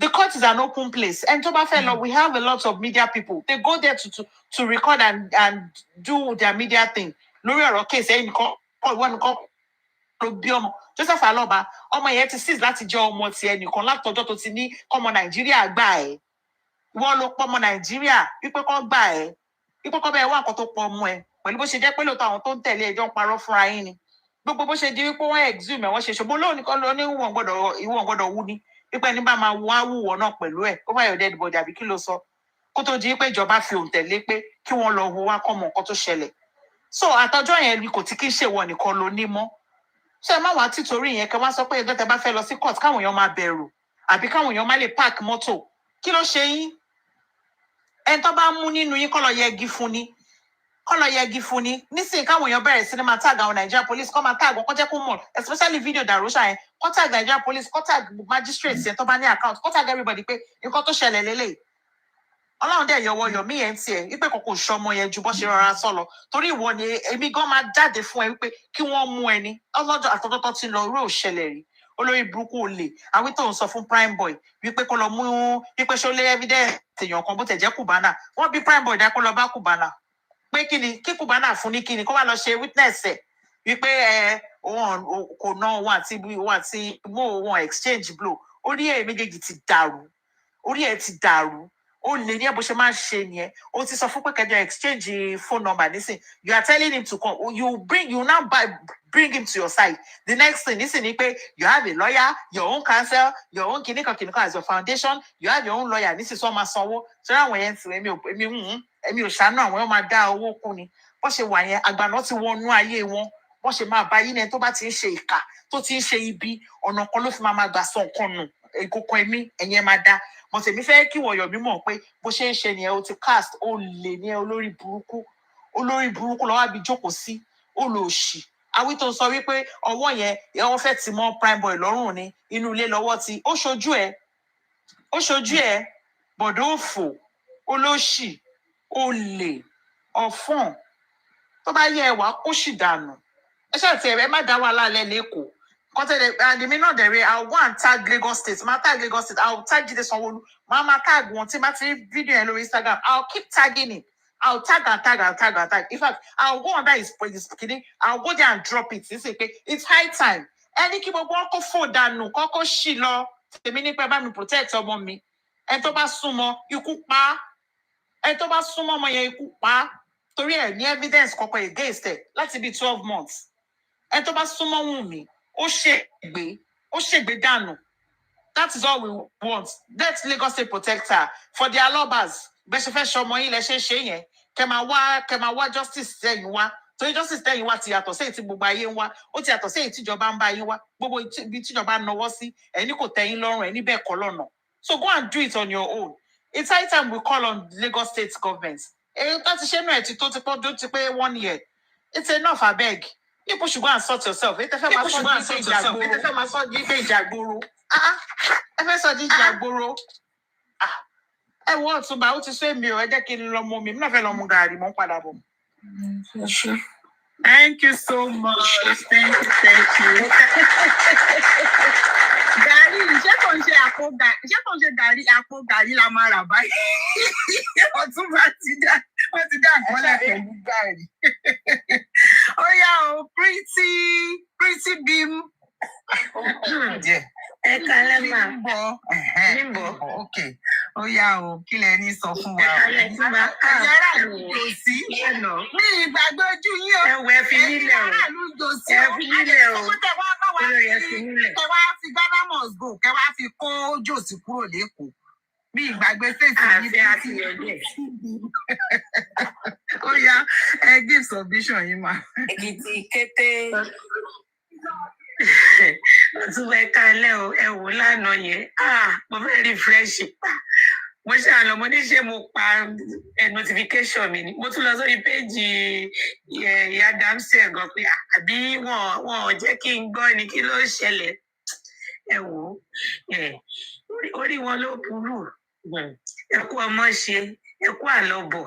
Àti ẹ̀dúpẹ́ ibi kankan ò ṣẹlẹ̀ sí bó lórí burúkú wọn ìbá ṣe máa sọ káàkiri náà nìyẹn pé wọ́n ti fi nǹkan ṣe ipò ìkankan ti ṣe ẹ̀yin náà ẹ wo gbogbo torí gbogbo fídíò tí mò ń wò lánàá yẹn ẹ wo gbogbo nǹkan tó ń ṣẹlẹ̀ níwájú kọ́ọ̀tì yẹn lánàá bígbà tó mú wọ́n ṣe protest náà wá ṣe ń bibẹ̀ yẹn bígbà tó múra àjà wá síbẹ̀ ni ó wà so glaring because ẹ wo báwọn èèyàn ṣe péjọ sí ibẹ̀ tí gbogbo wọn kàn ń ṣe yàmàyàmà tán lẹ́nu wọn pa á ti rò pé wọ́n ní padà mú mi ní wọ́n àwọn pé kí n gbogbo ilé ìtorí Ọlọ́run kí ni ká ti ṣe lé sí ìgbà tí mo wá wo orí fóònù ní mi ìmọ̀ àrùn ìgbà tí mo wá rí fídíò pé wọ́n náà lé Ọ̀túnba pa wọ́n ti bà mọ́tò jẹ́ mo ní wàhálà ti dé ta mo fẹ́ pè who do I talk to ta mo fẹ́ bá sọ ṣé nǹkan tó ń ṣe wọ́n ní pé wọ́n ò fẹ́ kẹ́ anybody ó support ọmọ yẹn wọn ò fẹ́ wọ́n kàn fẹ́ tí ọmọ yẹn sí kú ọ̀sán gangan ni Ọlọ́run dẹ̀ ní gbà fún wọn ò fẹ́ ṣe rí nǹkan tí wọ́n máa ń sọ pé illiteracy pé disease ni wàláì ara wọn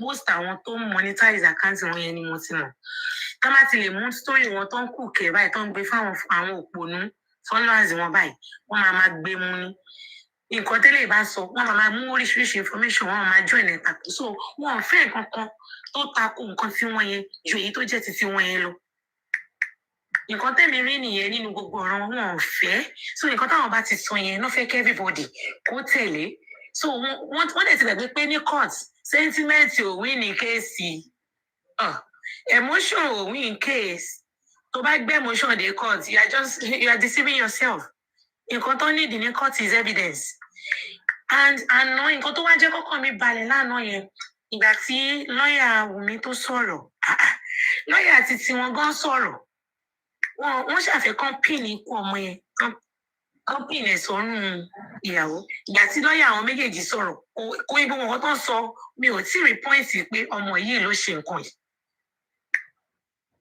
kí wá inú wọn ò tún dùn sí nǹkan tí lọ́ọ̀yà títí wọ́n tún sọ lórí so that was what I viewed yesterday when I listened to those lawyers nǹkan tẹ́ni sí tí wọ́n sọ gan ó yà nǹkan tó sọ kò bad ẹni yẹn kàn lé emphasis lórí ẹni tó bá jà àti ẹni tó fúnyàn lábẹ́rẹ́ yes because I listened to the man yesterday and lọ́ọ̀yà títí àwọn family wọn nìyẹn so mo wá wò pé ìgbà tó lọ́ọ̀yà wọn lè sọ̀rọ̀ nǹkan báyìí jáde why tó fi jẹ́ pé àwọn olórí burúkú àwọn olòṣì àwọn aláyé bàjẹ́ tí wọ́n ti ẹ̀ ń ṣe ọmọ ìran wọn tí wọ́n fámílì náà wá fẹ́ pín ikú èèyàn náà fẹ́ pín ẹ̀mọ́ lọ́rùn kí ni Mohbad nígbà tọmọ yìí ti ń fẹ́ ọkọ ẹ̀ tí Wùmí ti ń fẹ́ kí ló ní kò ní kúkú ń gbà yẹn o ìgbà tó go wá ń dé tí owó ti ń wọlé díẹ̀díẹ̀ fún wọn tọkàn wọn ti ń balẹ̀ láwa ní kúkú ìgbà yẹn tó wá ti lóyún tó ti bímọ fún láwa ní kó lọ kú dànù wọn kàn mọ̀ọ́mọ̀ fẹ́ mú ikú ọmọ yẹn wọ́n fẹ́ kó wà lọ́rùn ìyàwó ẹ̀ ni ṣé yàn mi mọ̀ because according to the lawyers yesterday what they said ó normal fọkọ àti ìyàwó láti jà and these people they are babies ọmọ kékeré náà àwọn tó dàgbà gan àṣírí àwọn ọkọ àti ìyàwó tó jẹ́ pé arúgbó gan tó ń jà kọ́ máa sọ ọmọ 24 sọ ọmọ 27 they are babies àwọn ọmọ tó yẹ pé kò tiẹ̀ yẹ kán tiẹ̀ ṣì marry gan tó yẹ pé okay wọ́n tiẹ̀ ti wá fẹ́ra wọn ẹ wá ní torí pé wọ́n ní disagreement ìyàwó ẹ̀ dẹ̀ ní láti pa torí yìí tówó ti ń wọlé ìgbà tí ò sí nǹkan kan lọ́wọ́ Mohbad ọmọ yẹn dúró tì í so ìgbà tí owó ti wá ń dé táwọn nǹkan kan ti ń dé wọn ò rí yẹn sọ mọ́ wọ́n ń gbogbo nǹkan tó gbogbo bó ṣe yẹ kán ṣe ríyànjú justice yẹn wọ́n dàrú family wọn ò dáa mo ń wo bóyá Fọláṣadé bóyá àbúrò yìí ẹ̀ náà ti ẹ̀ pín yẹn ó ń ṣe láìfù lánàá mo wò pé so nǹkan tẹ́ fẹ́ gbọ́ kọ́ lẹ gbọ́ níbi tẹ́ ti wá nǹkan tó fẹ́ gbọ́ ni pé kán sọ pé òun ló máa pọ̀ ọkọ ẹ̀ kán lọ mú wá kán pa á tó jókòó sínú òkùnkùn mu ni àṣọ gbogbo gíìtì tó ń fún òróró ra jẹnẹrétọ̀ kó tiẹ̀ tàn káwọn fáǹsì ẹ̀ sì rí ẹ dáadáa lánàá ṣebí ṣé dàrú sáà ni di guy tó lóun pí ẹ ṣebí ọ̀nkù ẹ̀ ni ṣé àwa dúró sẹ́yìn ìyàwó fún ni àwọn pípọ̀ yìí wọ́n ń ṣèyàn gidi olórí burúkú wọn náà ṣàgbóríṣiríṣi kiri mo níyè Ọ̀túnba wọn ti bà mọ́tò Ọ̀túnba jẹ́ ooo ṣé ṣe pé kọ̀ọ̀kan ti ṣẹlẹ̀ báyìí gbàtà àti ẹ̀tí lọ́túnbọ̀ online ṣé kò sí kọ̀ọ̀kan báyìí mo ní ìwọ náà ṣàánú ṣe ilé mi tí mo wá sí tí mo ṣe wọnú TikTok ẹ̀ ní alẹ́ tí mo ṣe login báyìí tí mo rí láìfù yìí mo ní ibo mo gbà lọ yálẹ̀ mi enter adúpẹ́ lọ́wọ́ Ọlọ́run ẹ wò nǹkan kò ní ṣe yín lágbára Ọlọ́run ẹ nínú ìlọ́jọ́ tẹ́bí ń pa ọ̀nà gbogbo ẹnikẹ́ni tó bá náà fẹ́ dúró sọ́nà dèyìn ara wọn náà máa fi ṣe wọn máa ṣera wọn ni fúnra wọn náà máa fúnra wọn léèwọ̀ jẹ ó yẹ kán bí nǹkan tí mọ́mì yẹn sọ lẹ́ẹ̀kan lọ́jà ìwà ó yẹ kán arrest Yomi because what he did yesterday is just like pé wọ́n fẹ́ wá jà ń bíbẹ̀ yẹn ìyẹn ń ṣe protest now tẹ́ bá tiẹ̀ fẹ́ protest ṣéwájú kóòtù lẹ ti fẹ́ ṣe yẹn ni ẹ ṣe lọ ṣe yẹn mo tẹ rò pé náà ń gba space kan ṣé wọn ríyàn fún lówó ni ológo throwback ẹ sì ò sí kankan olóṣì ẹni tí ìmọ̀ ibi tákọ̀ bí ọmọ wà tó yẹ pé ó pìṣọ ibi tó bóyá èèyàn kan ló ṣẹ̀dọ̀ ó pìṣọ ọmọ yẹn sí tó ń pòsì tó fi ń ṣe tí ìmọ̀ ibi tó ọmọ yẹn wà mọ́ àwọn ẹranko àwọn ẹran òṣì ìmí inú wọn àwọn olórí burúkú tó jókòó sí ìlú ìbò náà tó ń náwó olórí burúkú wọn ṣiṣẹ́ ní òtútù wọn náwó fáwọn ti Nàìjíríà kan máa fi bá wọn ṣe ṣẹ́bí ni wọ́n ni àwọn olóṣì àwọn tí wèé dúró síbi aláyọ̀ tó yẹ pé ibi ìbànújẹ́ náà máa ń dúró sí tí ìbànújẹ́ dẹ̀ máa wọlé tó gbogbo wọn ni ìbànújẹ́ máa wọlé tó gbogbo bọ́n ṣe ń fẹ́ kí nǹkan ibi kó ṣẹlẹ̀ sọmọ lọ́mọ ibi ló máa bá wọn ẹ̀wọ̀n ọmọ kékeré ọmọ 24 years ó gbọ́ ọmọ ọdún kan dáyà ẹ̀jẹ̀ kó fọmọ sí skul ẹ̀ ń lé ẹ̀mí ọmọ lọ́mọ kiri ọmọ kékeré ọmọ tí gbogbo wọn tán lè bí ẹgbẹ́ ọmọ wọn tán lè bí ẹ̀wá ṣáà ń lépa èmi ò rí èèyàn kan sì ń bú wa ní Èkìtì kété jọ kò sí kan tá a ṣe Èkìtì èèyàn mélòó lẹ́rí wọn tó dìde tó tẹ̀lé wọn lọ síbi inquest lánàá tó wà níbi protest kò àráyè òṣì alóráyè orí burúkú ó ti di mélòó ní wọn tẹ́rí tó sọ̀rọ̀ ṣáàmù lé ni ẹni tó wọn tẹ́rí tó sọ̀rọ̀ So to ṣáàmù ilé ni ẹni tó ti sọ lé ẹmọ tó bá sọ àpòlé kọ́ ni àpòyà ló sokọ́ ẹmọ tó sọ lé dànù ni àpòyà ló sokọ́ àpòyà ni jòsí sokọ́ olóhùn ní fìrè fún ibi tó wà tó tẹ̀ jẹ́ kán máa bú wa kò ní sórí eré bí ó wà yóò gbẹ̀kú ni kó wá jẹ́ kán máa bú wa tẹ̀ ní sọ̀rọ̀ àwọn èèyàn máa bú wa